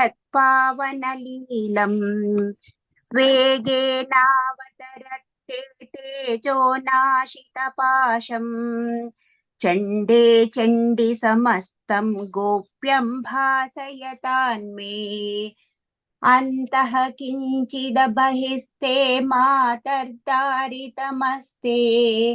मामावृत्य समं तत्तेजः कर्म करोतु इन्द्राणी कलया यत्कृत्ता मा विशदुग्रा शक्यं वर्णयितुं तद्दृश्यं केन बुधेन प्राणप्रीतशरीराण्यावेष्टुं प्रभवन्तः भेतालास्तव भृत्याश्चण्डे चण्डिचरन्तः छिन्नां सम्प्रविशन्ति वज्रेश्वर्यतिशक्ता निःशेषैरतिभीमैर्भेतालैरभिषिक्ता भेतालाः परमुग्रास्त्वं तेष्वप्यधिकोग्रा तस्मादाहुरयित्वां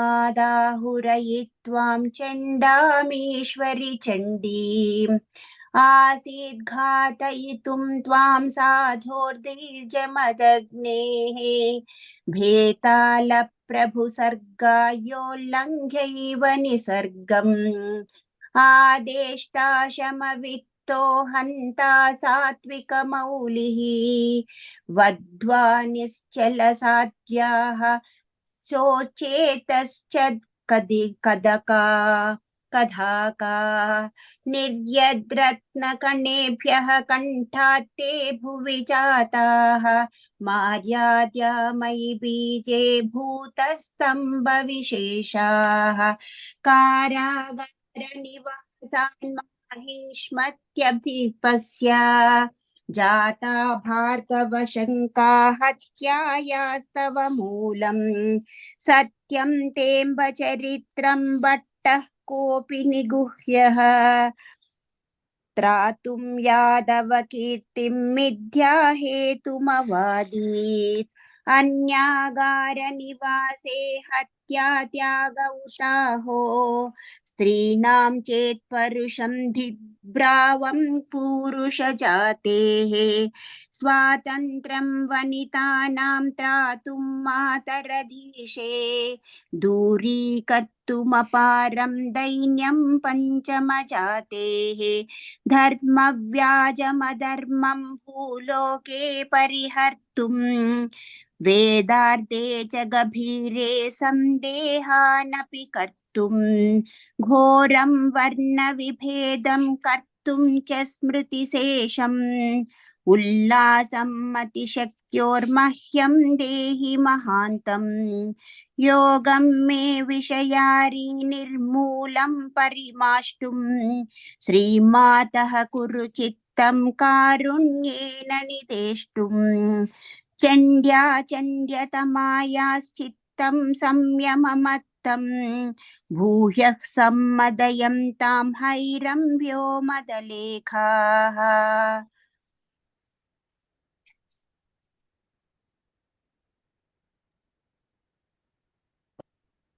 Thank you for rendering this Stabakam from Prachanda Chandi.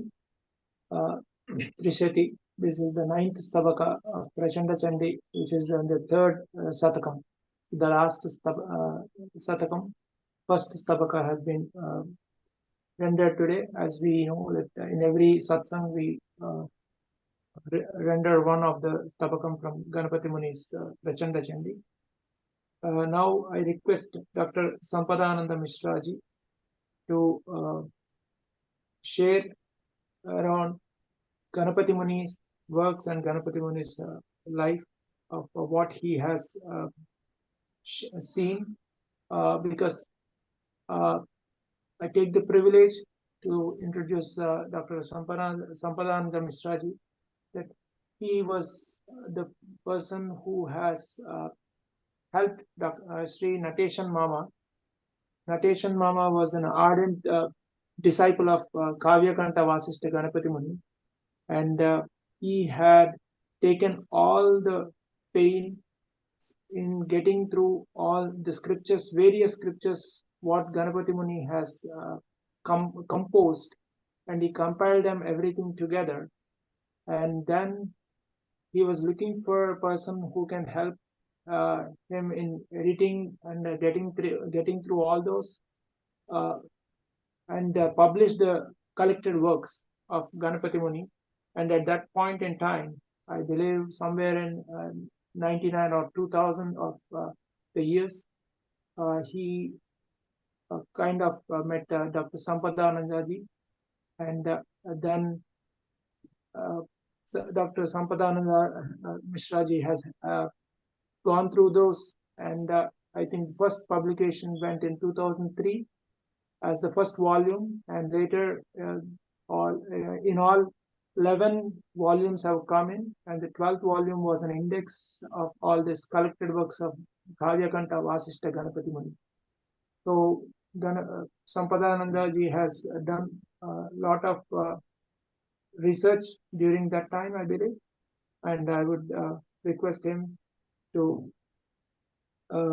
give and share a lot of the information about Kavyakanta Sri Vasista Ganapathi Muni, as we are celebrating the 145th Jayanthi of Kavyakanta Vasista Ganapathi Muni. Namo Ramana Ganapati. Namaste. Namaskar. Namaskar. Namaskar to all of you who are present here and all those who are watching it on YouTube live. It's the privilege and good fortune for all of us that we have been chosen somehow to come in contact with the teachings of Bhagavan Ramana Maharshi and Vasista Kavyakanta.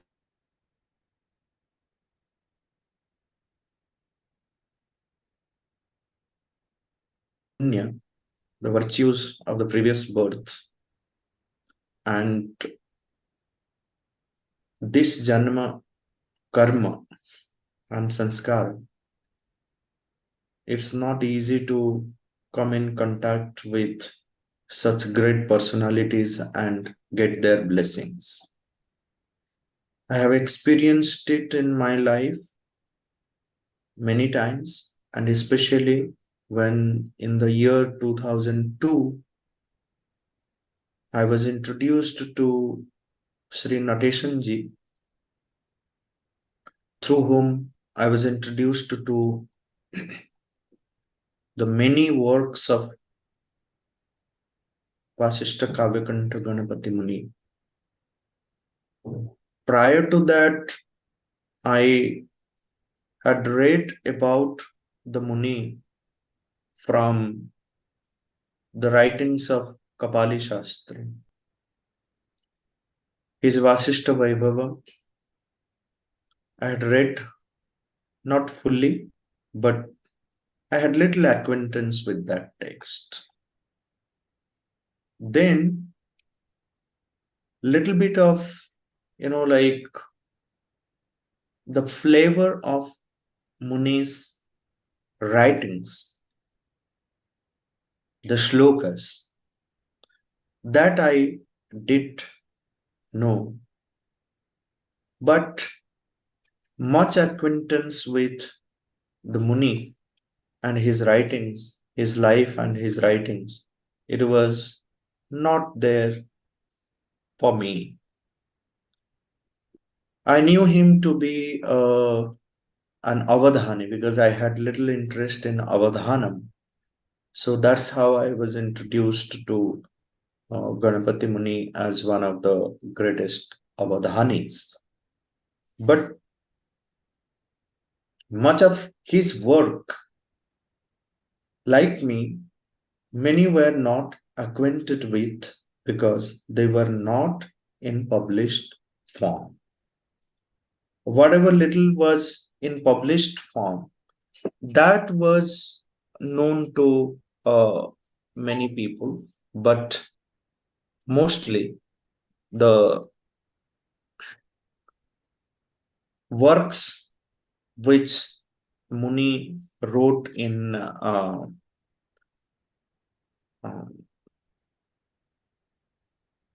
Sanskrit, Telugu works I am not familiar with, but what he wrote in Sanskrit was not much known to people. That was the reason that many people were not familiar with the Muni.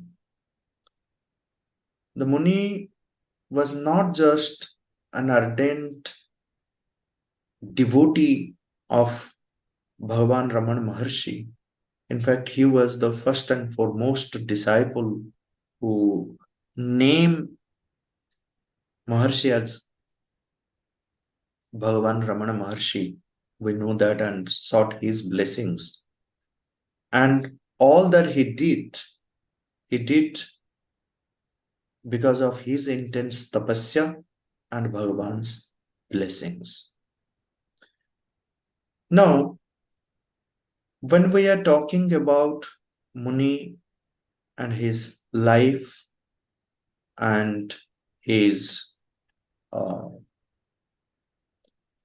works, what attracts towards the writings of the Muni, towards his life, like the biography, Mahatapasvi, is a very apt title which has been given, Mahatapasvi, one of the greatest tapasvis, who had 3 clear aims in his life for which he did tapasya.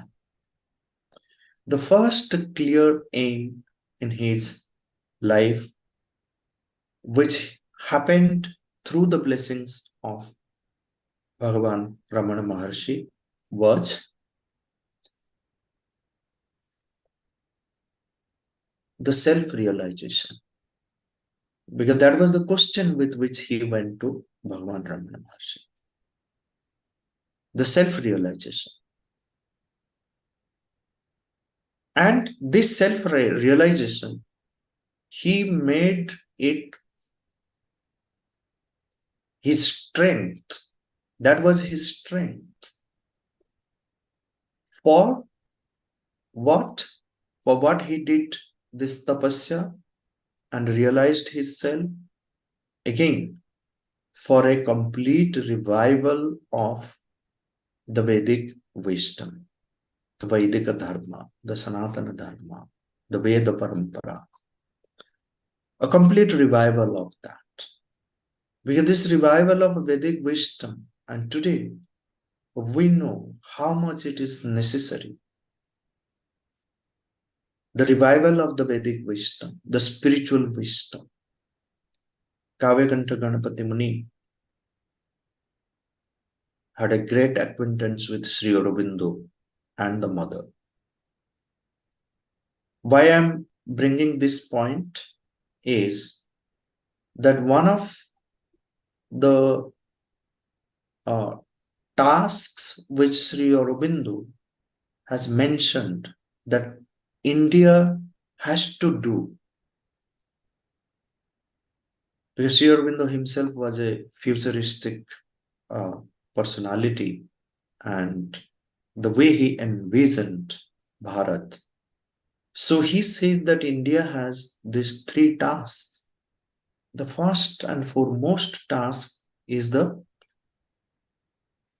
revival of the spiritual wisdom, the spiritual force. And Veda is the foundation of that spiritual force. And when we come to Muni's life, this is the work which he did. A complete revival of the Vedic wisdom. Complete revival of the Vedic tradition. The spiritual force. What was realized, what was manifest by the ancient seers and sages. And the second clear aim that the Muni had was working for the society. Again, I link it with Sri Aurobindo's words, where he says that this spiritual wisdom again has to percolate into every aspect of our life. And then we must have solution to our crisis, our problem, and that solution has to come from this spiritual wisdom. How the society can be transformed. And the Muni was aware of how much of reformation that the society of his time needed. Asprishyata Nivarana, the untouchability aspect, the removal of untouchability. So he worked for that. The societal transformation based on the spiritual force through the power of tapasya. And then the most important task, the third, freedom of Bharat Mata. Complete freedom of Bharat Mata from the hands of the Britishers. How? By the power of tapas. So many letters he wrote to Bhagavan that whatever is needed for achieving this freedom for Mother India, I am ready to do that tapas with all intensity, with all sincerity, and I have been doing. And then for whatever reason I am doing tapas, I have achieved the greatest result. But why this one thing is not happening? When we go and read his letters, we will find out like how many times he had asked Bhagavan about like why this swatantrata, why this freedom of Mother India was not happening.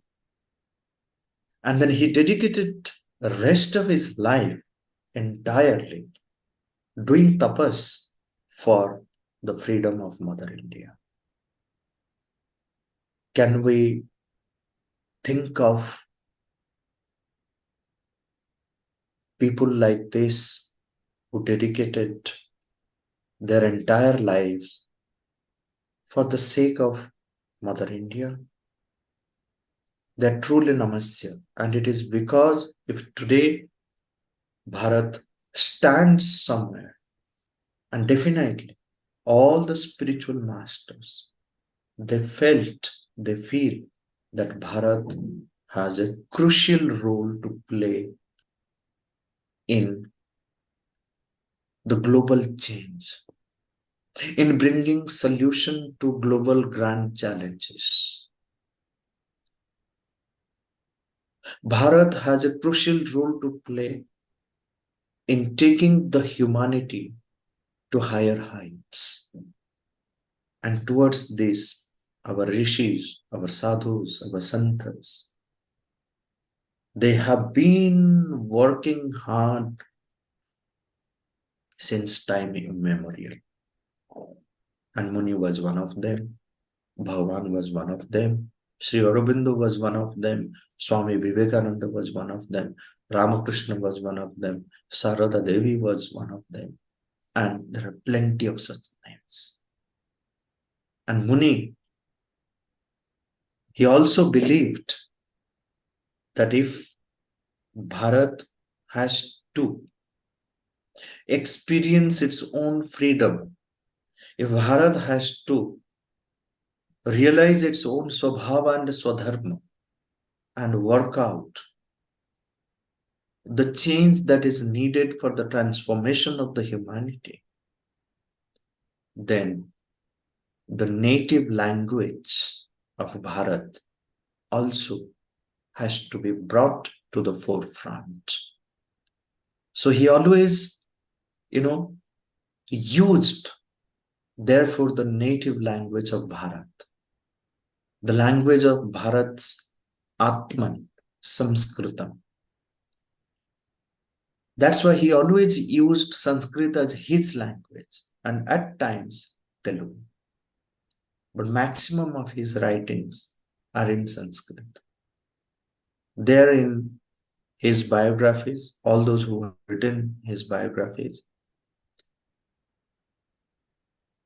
Most of the biographers have mentioned about this incident when, because he was also a part of,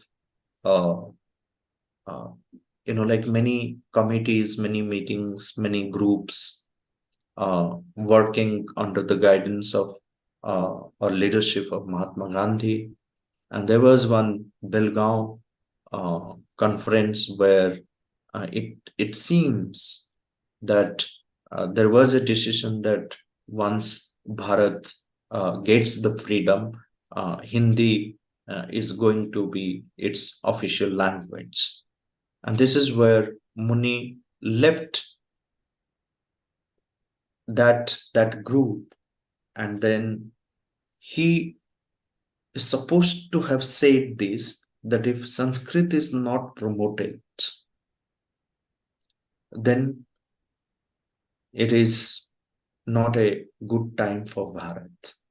He strongly believed that Sanskrit has a significant role to play in India's self-development, and it must be promoted as India's national language. And then he spoke that language. He wrote letters in that language. He wrote everything that he wanted to write using that language. And we are immensely grateful to Sri Nateshanji that he could, by copying the Muni's writings, all that the Muni wrote, that was the blessings on Sri Nateshanji, that he should collect, copy, and preserve all his works. That's the Guru Seva he did for his entire life. For his entire life, copying. So much so that all his works, which we have published in 12 volumes, actually it's 11 volumes, the 12th volume is the index volume. And I had this privilege of working with him, and most of the times he used to sit beside me, and I will be reading from the computer screen the whole matter that we got it typed.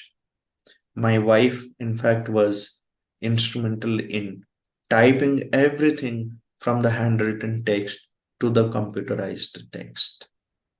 Then I used to do the proofreading, editing, preparing the index, writing the introduction.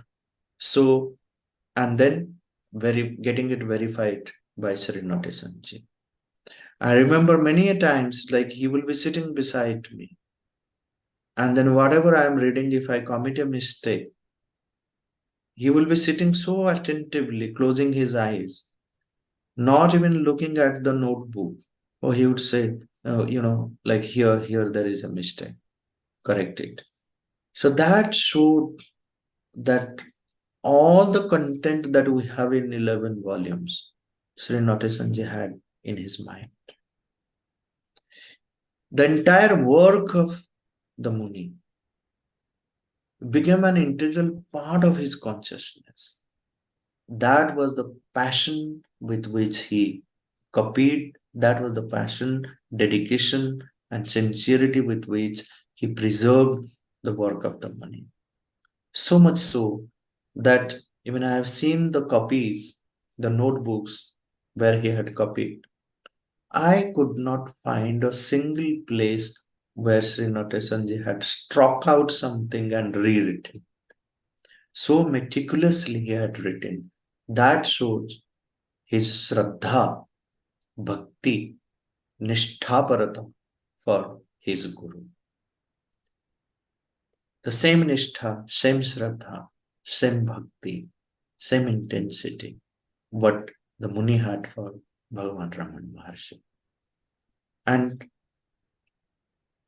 we know that the Muni wrote various kinds of, like topics he took for his writing. So we divided the entire volume into different granthas. The first 3 volumes, they are known as Stotra Granthamala. Stotra Granthamala. Muni,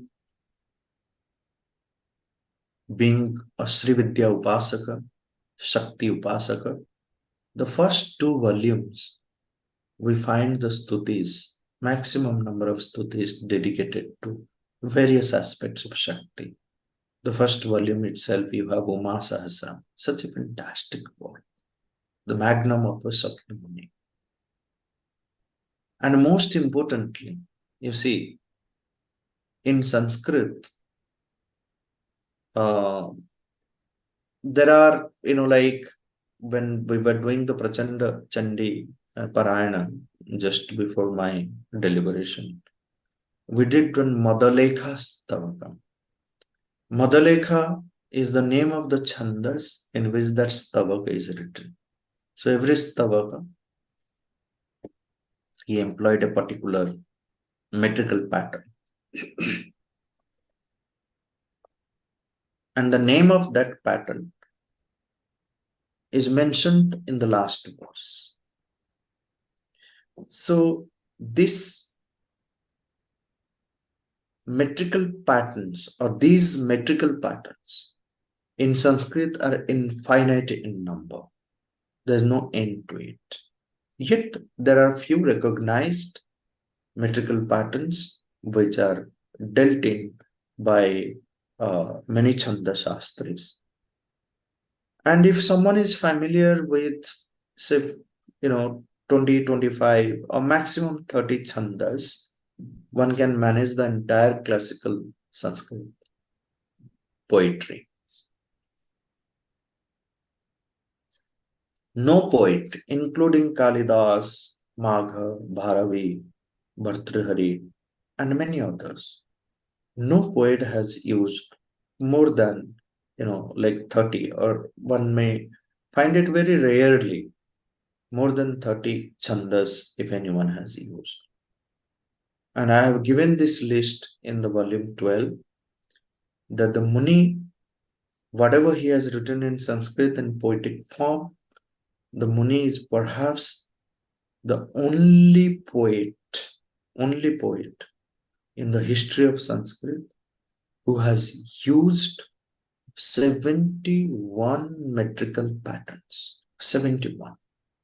In Uma Sahasram itself, one will find nearly 30 chandas. Exactly maybe 29 different metrical patterns he has used only in Uma Sahasram. He was a master poet in employing the, like various types of metrical patterns, and the simplicity with which the Muni wrote, composed the poetry, the poems, various poems, or whatever he wrote related to any topic is unmatched. With regard to simplicity, he is unmatched. And then the fourth volume that we have, the fourth volume is dedicated to Tattva Granthamala. So all the Tattvic topics, the principles of creation, the philosophy of creation, ethics, morality, and Vishwamimamsa. So we have compiled all that is related to various tattvas, various principles. So those verses are compiled in volume 4. And we see that in the first 3 volumes, the first 2 volumes are dedicated like stutis to different aspects of the Shakti. And the third volume is dedicated to stutis to like Indra, Shiva, Vishnu, Ganesha, and many, many others. So the feminine and masculine aspect of the divine, so they are well taken care of while compiling the writings of the Muni. Then the 5th and 6th volume, they are dedicated to the Sutra writings of the Muni. Therefore, both the volumes are known as Sutra Granthamala. So Sutra is a unique way of composition, unique style of composition, which is again a unique contribution of Bharat in the field of literature, in the field of poetry. No nation has this way of composition called the Sutra style of composition. Panini's Ashtadhyaya is entirely written in Sutra format. Patanjali's Yoga Sutra, Badarayana's Brahma Sutra, Vatsyayana's Kama Sutra. They're very crisp, unambiguous, and very precisely, clearly, without any ambiguity. Much information can be packed into these simple sutras.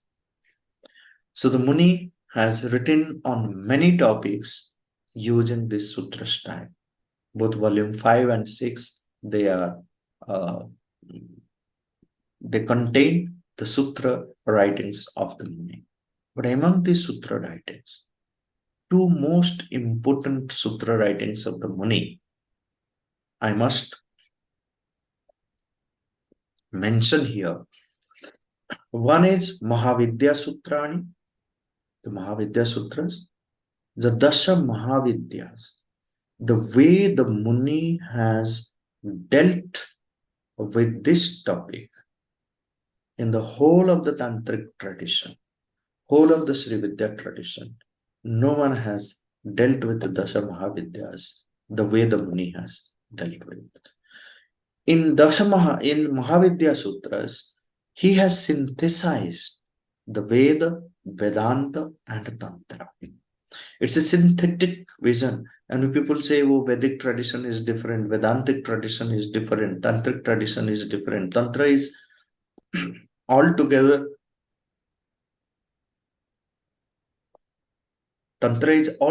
different from the Veda and Vedanta. No, the Muni has established here, has presented a very synthetic vision of the Veda, Vedanta, and Tantra. He has reconciled the fundamentals of Veda, Vedanta, and Tantra in the Mahavidya Sutras. He shows the Veda mantra through which each Mahavidyas can be worshipped. He shows the steps of realizations which are described in the Upanishads and connects them with the Mahavidyas, the Upanishadic Vidyas and the Tantric Mahavidyas. This correspondence has no one shown. So this forms as a part of his sutra writing, Mahavidya Sutras. Another important work is Samrajya Nibandhanam, an amazing work in 1934 when people had not even thought of that India, Mother India, was going to be free soon.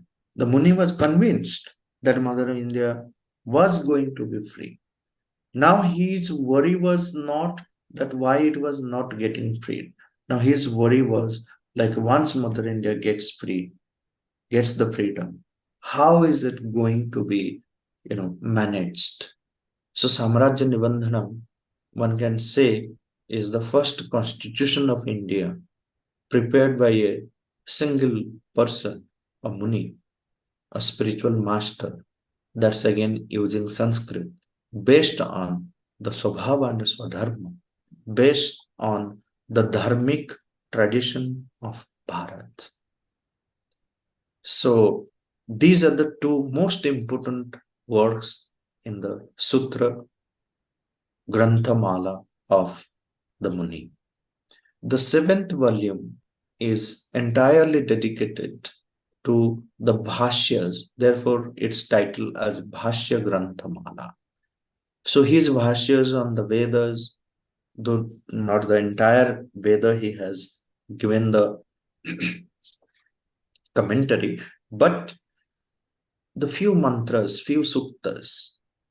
But there is a way, and he has written about his, the importance of writing the Bhashya, the need for writing a new Bhashya, and especially his ideas on Purushatva, Paurushayatva, Apaurushayatva.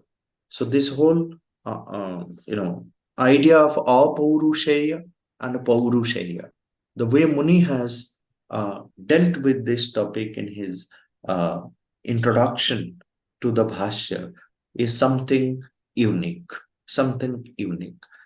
So the Upanishads also are a part of the commentaries on the Upanishads, like he has a Ishopanishad Bhashya, that's also a part of the Bhashya Granthamala.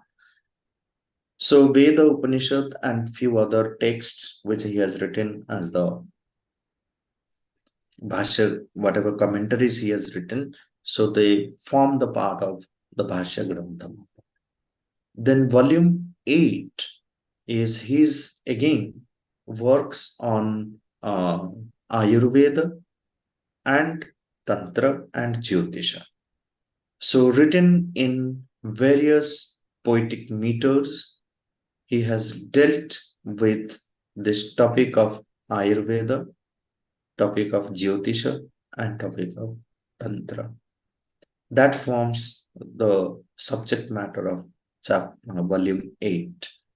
Volume 9 is again interesting, a very new idea. It's called Bharata Charitra Mimamsa. It's a thorough research work on the Veda and the Mahabharata. What the Muni does here, or what he has done here, that he has taken 200 mantras of Rig Veda and has interpreted those afresh to show the storyline of the Mahabharata and the characters of the Mahabharata. The Vedic origins of the Mahabharata is the whole theme of this research work. So how the different characters and different stories and episodes, they have their origin in the Veda. So he shows who was Krishna, who was Arjuna, who was Draupadi, who was Yudhishthira, who was Karna in the Veda, who was Draupadi, who was Dhritarashtra, who was Gandhari, who was Duryodhana. So many important characters of the Mahabharata, he has shown their origin in the Rig Veda. So therefore 200 Rig Veda mantras he has interpreted for this research. That's volume 9. And volume 10 is a Upanyasa, a novel that he has written using very simple language. Again, like in order to understand Samrajya Nibandhanam also, like one has to read the volume 10, this novel called Purna. Though it is not a complete, I mean, he couldn't complete it, yet it is complete because of its, the nature of the subject matter, and also the way it is composed, the way it is conceived. So Purna as a Upanyasa of the Adhunik Bharat, though it is a very historical novel, but it will take much time for people to go through and understand what Purna stands for, and then how the kingdoms were managed during that, how they were kingdoms, took place. So what niti the kings of that time, ancient time, they followed in managing the kingdom. So much of it, what he has described while formulating this constitution called Samrajya Nibandhanam. So the terminologies which he has used, he has employed those terminologies in the Purna.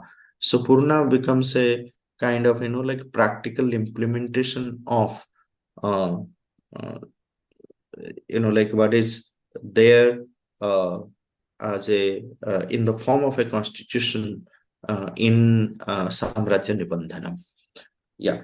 So volume 11 again, there, apart from these specific topics, so there were many stray verses which Muni composed. Some of these verses, like uh, the actual date and everything is not known, but they are available in many notebooks of Natashanji, and he also has collected from various sources. So those prakirna shlokas, okay, miscellaneous verses, stray verses.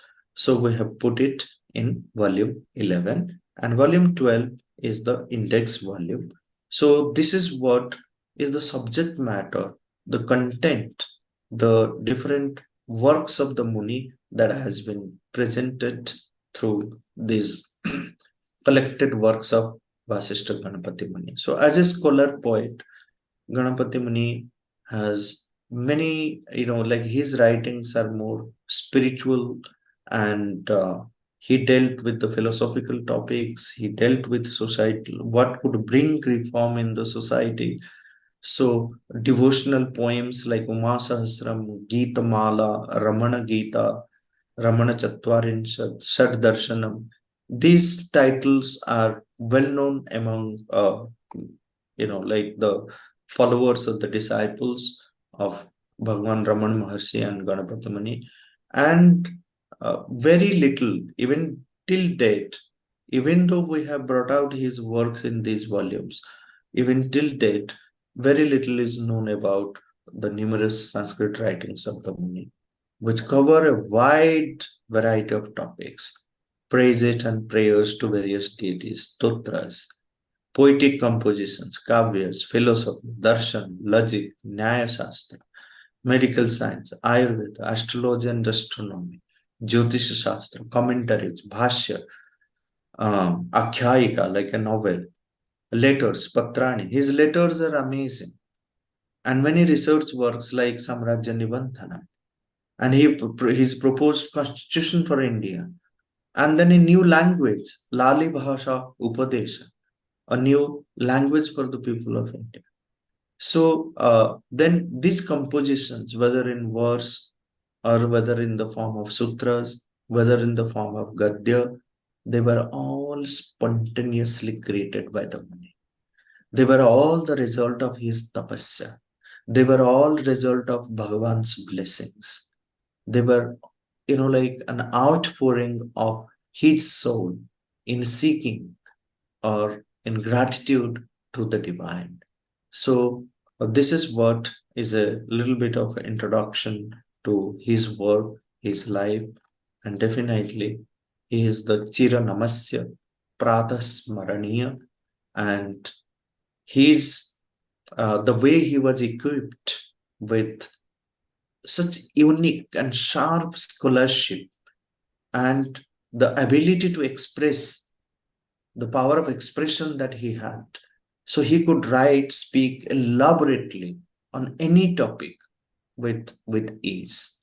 Therefore, we find in his writings a wide range of topics.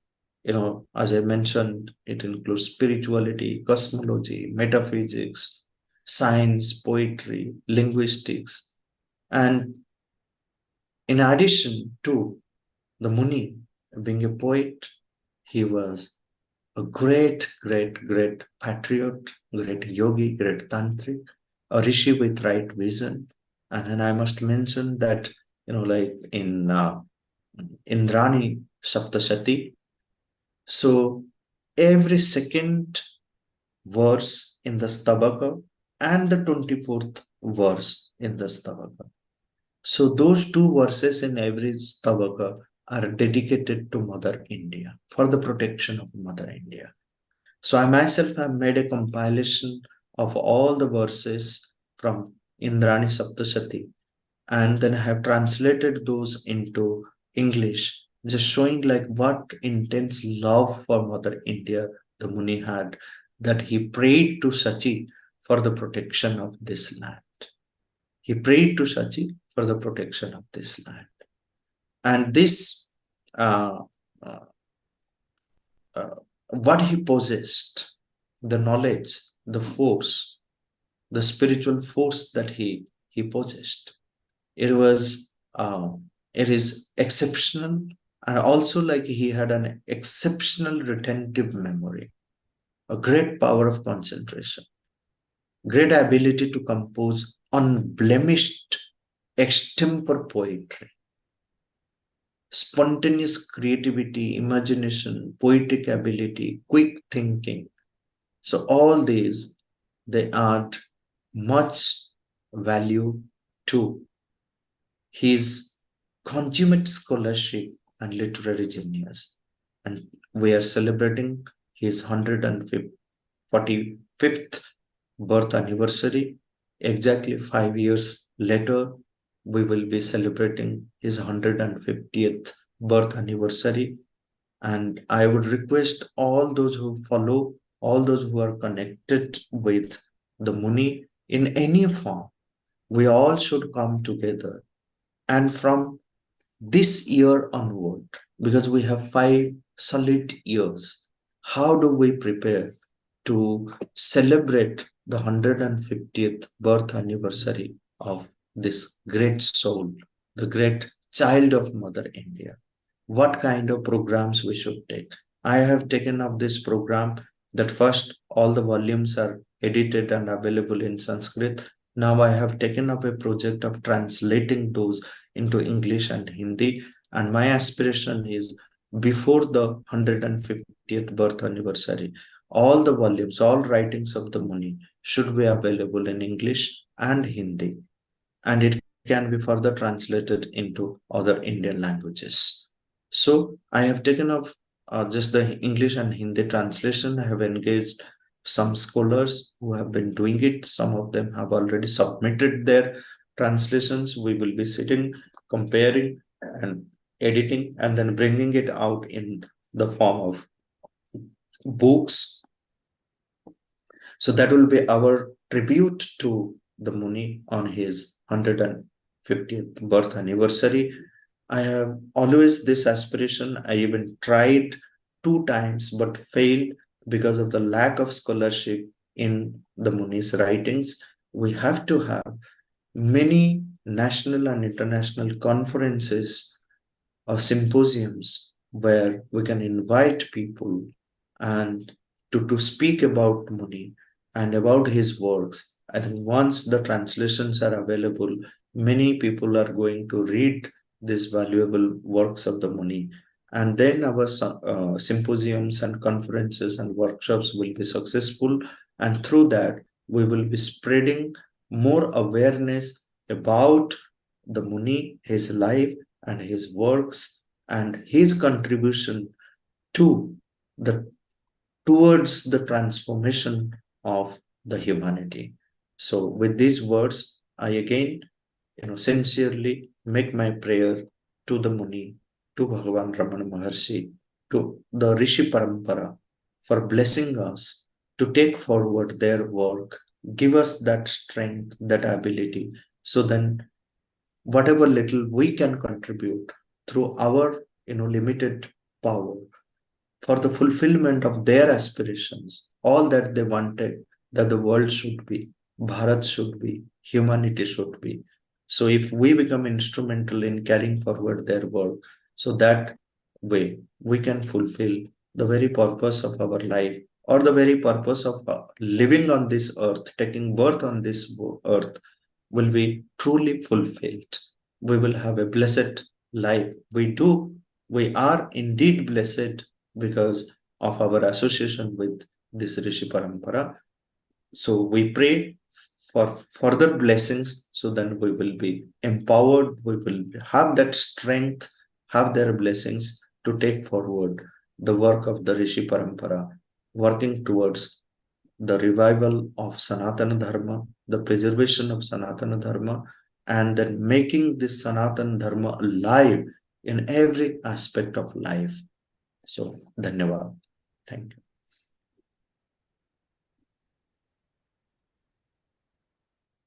Thank you, Sampadananda Mishraji. It was a very provoking and a lot of great information which you have shared about Kavyakanta Sri Vasista Ganapathi Muni, Nayana, who Bhagavan used to refer very fondly as Nayana. And also the works, what you really explained, the collected works, it has more depth into what one has to look into and contemplate on those great compositions of Kavyakanta Sri Vasista Ganapathi Muni. And definitely Sri Arunachala Ramana Ganapati Ashram will also be part of your machine, and we will also share our helpful hand in getting this compositions into various languages. That is where we have strived in doing couple of Uma Sahasram and couple of the languages, and we will be rendering a helping hand into it.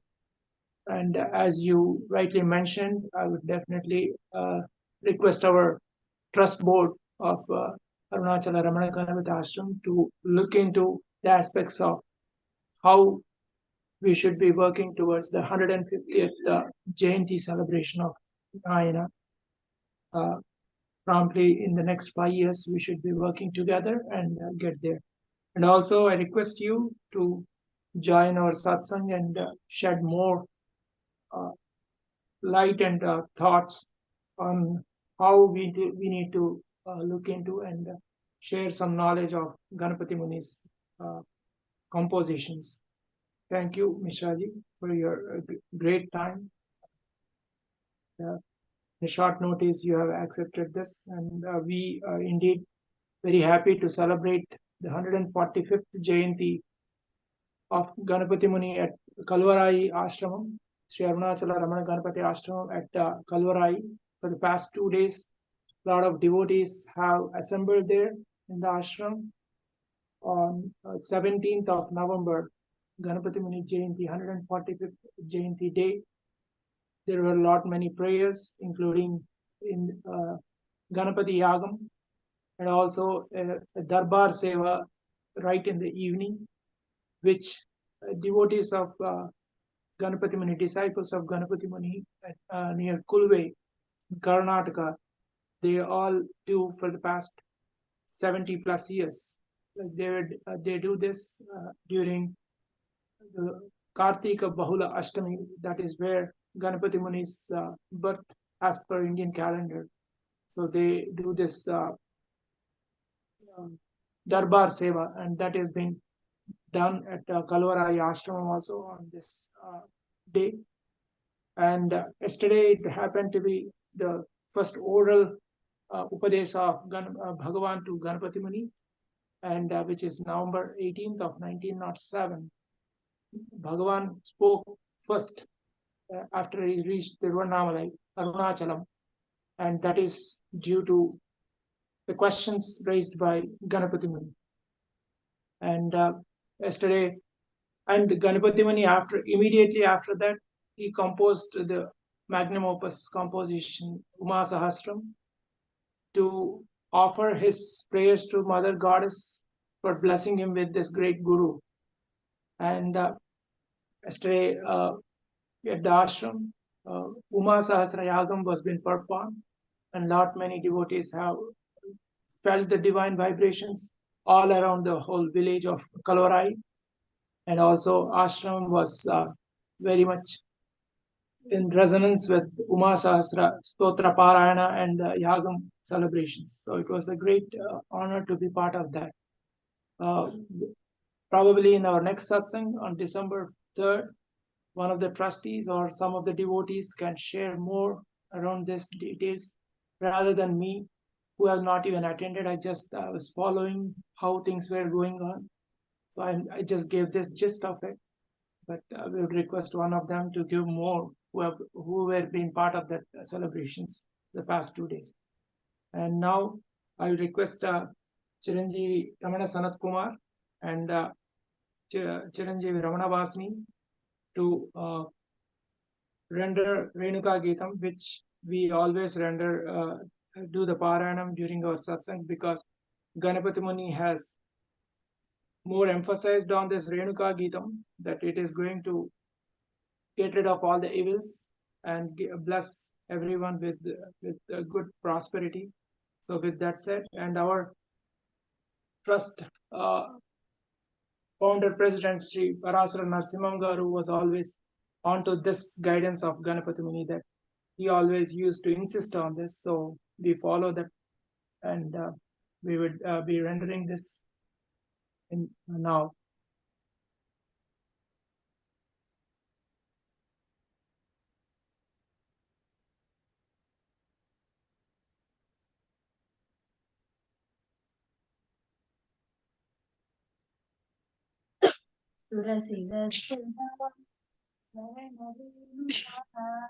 जगदधीश्वरी जयति रेणुका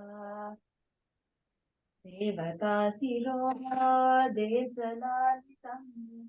रेणुका पदं दिशतु मे मुदम् कुण्डलीपुरी मण्डलम् किमपि भासतां मम सदा मस्तकैतवं वस्तु शाश्वतम् अस्ति मे सदा शस्तकं हृदि आदिनादिते पादपङ्कजम् स्फुरतु मे मनः सरसिजे सदा केवलं पदो सेवकोऽस्मि ते वेद्मिनेतर वेदसन्नुते हृदयते समुचितो परिचयोऽम्बिका पादरेणुना पाणिमुञ्च वा पादपङ्कजम्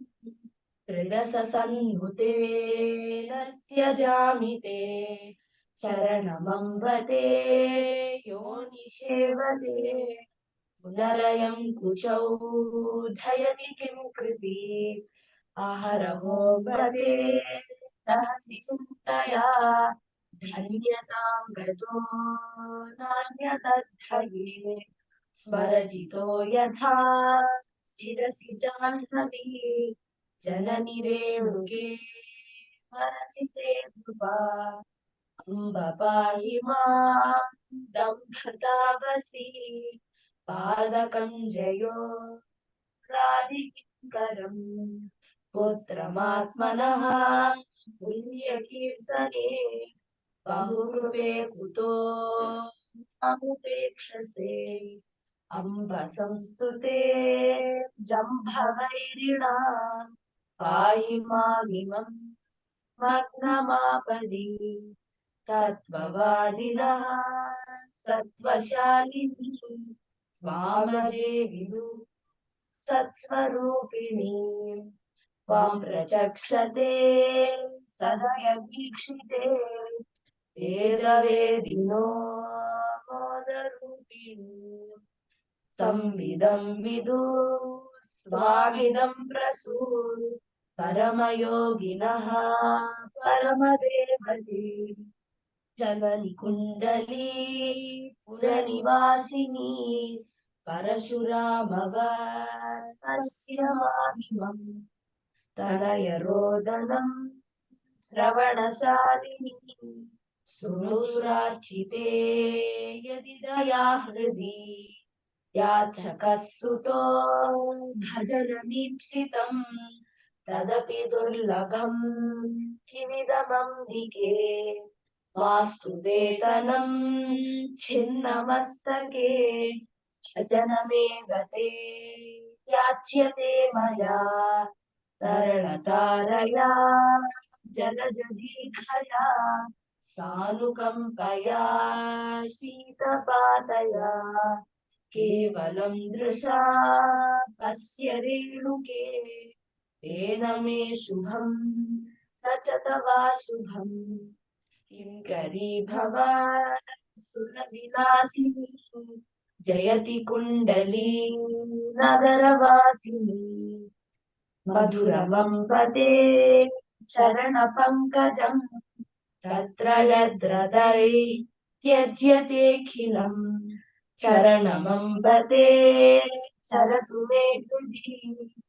यमनामये प्रार्थना मम भुजगकङ्कण प्रभृति संस्तुते भुजभुवामरे जननि पाहि माम् कुण्डलीपुरी मण्डनायिका गणपतिस्तुता जयति रेणुका कुण्डलीपुरी मण्डनायिका गणपतिस्तुता जयति रेणुका कुण्डलीपुरी मण्डनायिका गणपतिस्तुता जयति Renuka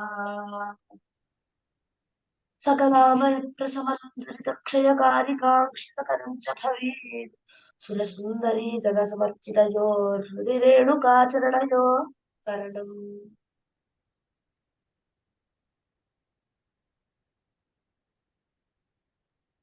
So we'll conclude this satsang with the Ashtottaras of Kavyakanta Sri Vasista Ganapathi Muni first, and then later Bhagavan Sri Ramana Maharshi. And also after 2 weeks we will again come back and attend the satsang, which is on the first week of first Sunday of December 3rd. We'll again meet on the satsang, and next week, which is going to be November 26th, which is the last Sunday of the month. Every last Sunday, Ganapati Homam is being performed at Sri Arunachala Ramana Ganapati Ashram Kalvarai, and that would be taking place in the morning. Any devotees who are in and around and who want to visit, they can be part of that Ganapati Homam. And fourth Sunday, all the devotees of Arunachala Ramana Ganapati Ashram, they do the Sampurna Parayana of Indrani Saptasati every month. So that would be the Parayanam day for every Indrani Saptasati on that day. So with that said, we would be doing Kavyakanta Sri Vasista Ganapathi Muni Astottara. Omkaravadanam Vandyam Kavinam Kavim Vande Ganapatim Devam Naraveshadharam Gurum Aryavartatamo Vidhunana Vidhava Janmanishtavate Balyarabdamahogradevya Tapase Vachamadhisayate Aryagratmaja Bhagajaya Munaye Tratarshivate Mahakaryaarambha Krite Guhe Sagarave Seyam Padiyanatihi Om Ganapatyabhidhanaya Namaha Om Ganesham Sabhutimate Namaha Om Gunadhe Namaha Om Mahitopasyaya Namaha Om Pramadhesatmabhave Namaha Om Prabhuve Namaha Om Bahudanyabdha Kartika Makha Nakshatra Sambhavaya Namaha Om Vasisthaya Namaha Om Kumutagrama Prakasaya Namaha Om Karunanidhaye Namaha ओम सूर्य नारायणी भाष्य प्रेरितात्मोद्भवाद्भुताय नमः। ओम विजृंभितासु कविता प्रतिभा धारणाज्युतये नमः। ओम नृसिंह सूरी सत्पुत्राय नमः। ओम निगमागमतंत्रविदे नमः। ओम कुमाराय नमः। ओम स्थविराराध्य पादाभ्याय नमः। ओम ज्ञानसागराय नमः। ओम तपस्वाद्या निरताय नमः। ओम कविराजे नमः। ओम अपराजिताय नमः। ओम नवोल्लास विलासार्भवात्मकाय नमः। ओम नवद्वीप महद्विद्वस्वाभास्वन्मति प्रभाय नमः। ओम काव्यकंठोपहाराभिभूषिताय नमः। ओम मुदिदासाय नमः। ओम भारतोदधि कल्लोल कैरणोत्सुकमानसाय नमः। ओम भूरत्न भारतोद्धार दीक्षिताय नमः। ओम सर्वतोमुखाय नमः। ओम शिवभक्ताग्रणे नमः। ओम धीराय नमः। ओम सिकिवाह गुरुत्तमाय नमः। ओम आह्लादजनकाय नमः। ओम प्रेम प्रसाद विद्युताखिलाय नमः। ओम पंचाक्षरी पुरश्चर्यार्य प्रपूताय नमः। ओम भगवते नमः। ओम ऋषये नमः। ओम वीतहोत्र निभाय नमः। ओम वीतकलंकाय नमः। ओम कल्मशापहाय नमः। ओम भुवनेश्वर गोकर्ण महेंद्रादि निवास भवे नमः। ओम वाराणसी त्रयंबकादि पूरी कांची तपस्थलाय नमः। ओम एकाम्रनाथ तरुणी स्मित ज्योत्स्र लसत्प्रभाय नमः। ओम तपः प्रेरण विशेषाप्त ज्योतिर्लिंगारुणाचलाय नमः। ओम हर पूर्व सहस्राख्य स्तुति रत्न समर्पकाय नमः। ओम भगवद रमणीय कृपा सिद्ध तपसे नमः। ओम स्वभुवे नमः। ओम गुरुमूर्ति स्वरूपमयाय नमः। ओम उमा सहस्र स्तोत्र दर्शनाय नमः। ओम अरुणाचल आदाम्र गुह घोषित भाषिताय नमः। ओम कमंडलू नदी तीरा वासिन्या वासितांतराय नमः। ओम प्रचंड रेणुका देवी प्रभवान भवाय नमः। ओम अनघाय नमः। ओम गुरुराड्रूपधिष्ठारी पीत संदर्शिताखिलाय नमः। ओम सद्दर्शनामत्यवाणी स्वरूप निबद्धकाय नमः। ओम गुरुपदेश सारोक्त भाष्याय नमः। ओम भागवतोत्तमाय नमः। ओम पूर्णेन्द्राणी सहस्रादि गद्य पद्य सुधारणवाय नमः। ओम ऋगादि मंत्र हृदय प्रकाशक उदारदे नमः। ओम मंत्रमूर्तये नमः। ओम तपोरासे नमः। ओम प्रसिद्धाय नमः। ओम अमित विक्रमाय नमः। ओम इंद्रनाम सहस्राख्य मंत्रात्म स्तोत्र कृते नमः। ओम मुनिये नमः। ओम विचित्र विश्वमीमांसा प्रणेताय नमः। ओम अखिल सौर विधे नमः। ओम गभीर गीत मालादि बोधितार्शासाय नमः। ओम अभयाय नमः। ओम पुण्य भुवे नमः। ओम पुण्य भूतात्मने नमः। ओम पवित्रीकृत भूतलाय नमः। ओम कुल कुंडालयो दीप्त पावकाय नमः। ओम कविदोष हृदय नमः। ओम सहस्रार सुदासार सहस्रानंद नंदिताय नमः। ओम कपाल भेद संसिद्ध पराशक्त्यैक्य भावनाय नमः। ओम जड़ता रहित ज्ञान स्फुरण प्रदाय नमः। ओम श्री विद्यारूढ़ तत्वार्य सर्वात्मत्व भासकाय नमः। ओम सुमुखाय नमः। ओम सुलभ सिद्धाय नमः। ओम सिद्ध सानिध्य सिद्धिदाय नमः। ओम विशालाक्षाय नमः। ओम विशालाक्षी हृदयानंद विवर्धनाय नमः।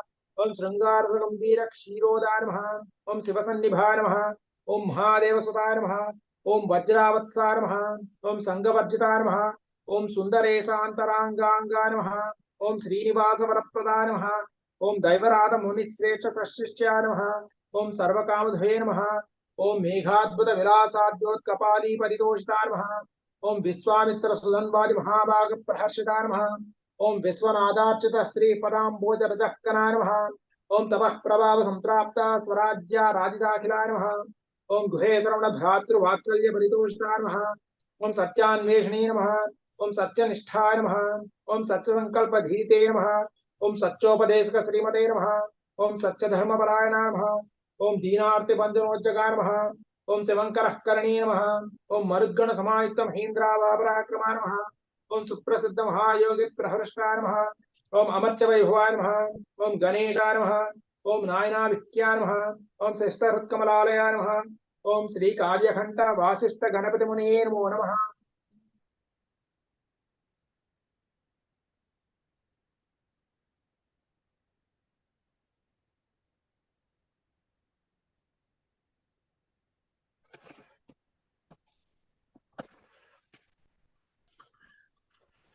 ओम नमो भगवते श्री रमणाय। अपार सच्चित् सुखवारिरासे रस्योर्मे मातरं भुवनं समस्तं गुहाहितं तं रमणं गभीरं चिन्ताविहीनं हृदि चिन्तयामि। ओम महासेन महोंसेन जाताय नमः। ओम श्री रमणाय नमः। ओम गुरवे नमः। ओम अखंड संविदाकाराय नमः। ओम महोजसे नमः। ओम कारणोद्भवाय नमः। ओम जगद्धितावताराय नमः। ओम श्री भूमिनाथस्थलोत्थिताय नमः। ओम पराशर कुलोत्तंसाय नमः। ओम सुंदरार्य तपःफलाय नमः। ओम कमनीय सुचारित्राय नमः। ओम सहायांबा सहायवते नमः। ओम सोणाचल मोहलीन मानसाय नमः। ओम स्वर्णहस्तकाय नमः। ओम श्रीमद्वादशान्त महास्थले लब्ध विद्योदयाय नमः। ओम महाशक्ति निपातेन प्रबुद्धाय नमः। ओम परमार्थविदे नमः।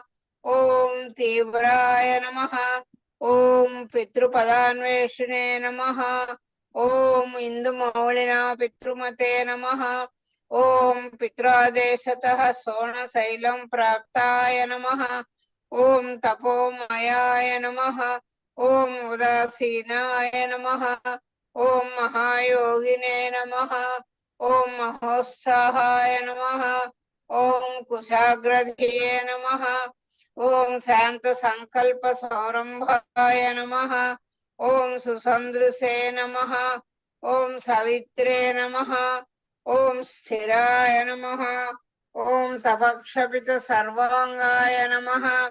ओम पुल्लांबुज विलोचनाय नमः। ओम चंद्रगास्थितहास श्रीमंडितानन मंडलाय नमः। ओम चोतवाट्यां समासीनाय नमः। ओम चूर्णिताखिल विभ्रमाय नमः। ओम वेद वेदांत तत्वज्ञाय नमः। ओम चिन्मुद्रिणे नमः। ओम त्रिगुणातिगाय नमः। ओम विरूपाक्ष गुहावासाय नमः। ओम विराजदचलाकृतये नमः। ओम उद्दीप्तनयनाय नमः। ओम पूर्णाय नमः। ओम रचिताचलतांडवाय नमः। ओम गंभीराय नमः। ओम परमाचार्याय नमः। ओम सुप्रसन्नाय नमः।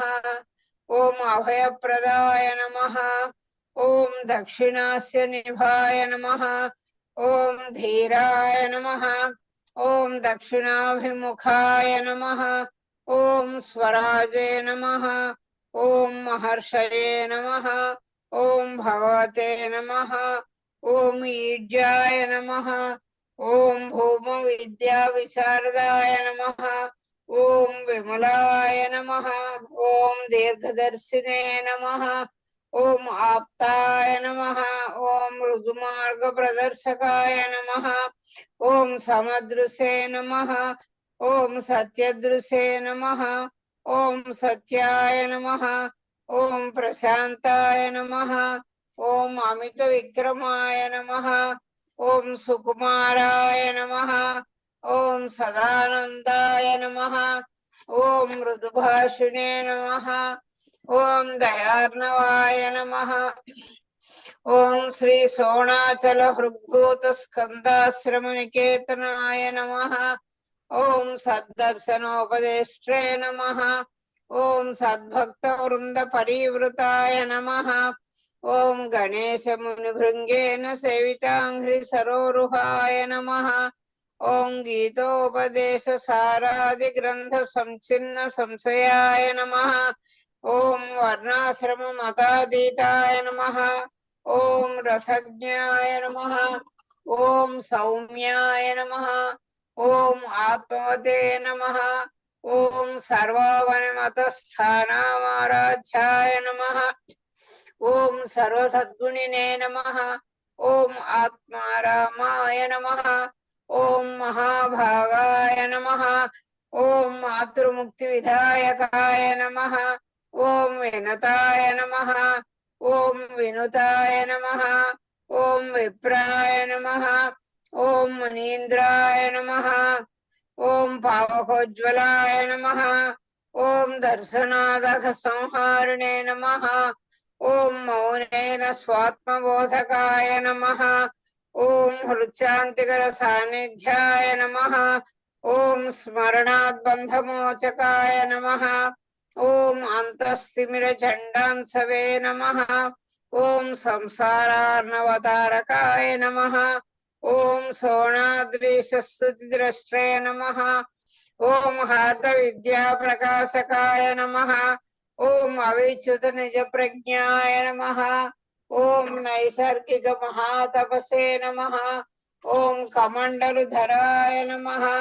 ॐ शुभ्रकौपीनवसनाय नमः। ॐ गुहाय नमः। ॐ दण्डपाणये नमः। ॐ कृपापूर्णाय नमः। ॐ भवरोगविषग्वराय नमः। ॐ स्कन्धाय नमः। ॐ देवतमाय नमः। ॐ अमर्त्याय नमः। ॐ सेनान्ये नमः। ॐ पुरुषोत्तमाय नमः।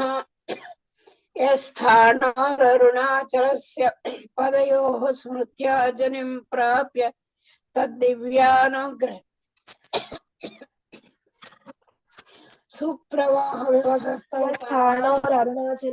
यस्थाणोररुणाचलस्य पदयोः स्मृत्या जनिं प्राप्य तद्दिव्यानुग्रह सुप्रवाह व्यवसस्तौदात्म्य भावं गतः रुन्निष्ठः स्वगभीर नित्य तपसा लोकान् पुनस्येकराट् तस्मै श्री रमणाय ते नम इदं लोकोत्तर ज्योतिषे।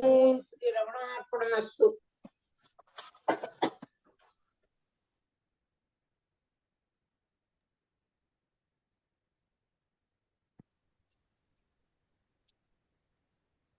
जयमङ्गलं जयमङ्गलं जयमङ्गलं जयमङ्गलम् उमासुतुनको हरनन्दनुनको षण्मुखाग्रजुनको जयमङ्गलं जयमङ्गलं जयमङ्गलं जयमङ्गलं जयमङ्गलम् నరసమాంబవరపుత్రునకు నరసింహశాస్త్రితనయునకు రమణాంటే వాసికి జయమంగళం జయమంగళం జయమంగళం జయమంగళం జయమంగళం నాయనా నామధేయునకు విశాలాక్షి మనోహరునకు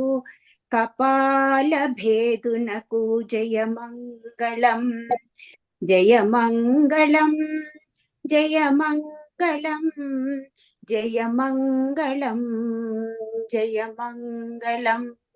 జయమంగళం జయమంగళం జయమంగళం జయమంగళం.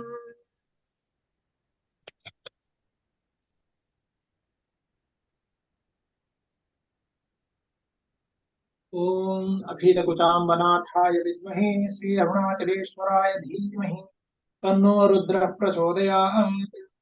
ओम कार्यकंठाय विद्महे स्कंदाग्रजाय धीमहि तन्नो मुनिः प्रचोदयात्। ओम ह्रीं रमणाय विद्महे श्रीकुमाराय धीमहि तन्नो योगिः प्रचोदयात्।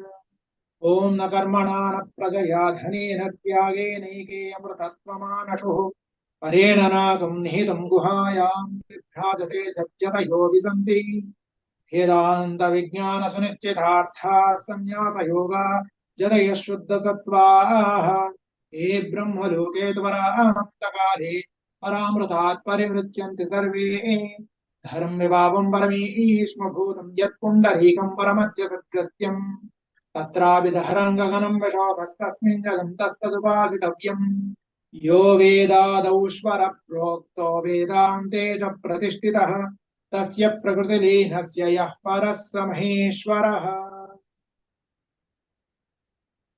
अरुणाचल शिव अरुणाचल शिव अरुणाचल शिव अरुणाचल अरुणाचल शिव अरुणाचल शिव अरुणाचल शिव अरुणाचल अरुणाचल शिव अरुणाचल शिव अरुणाचल शिव अरुणाचल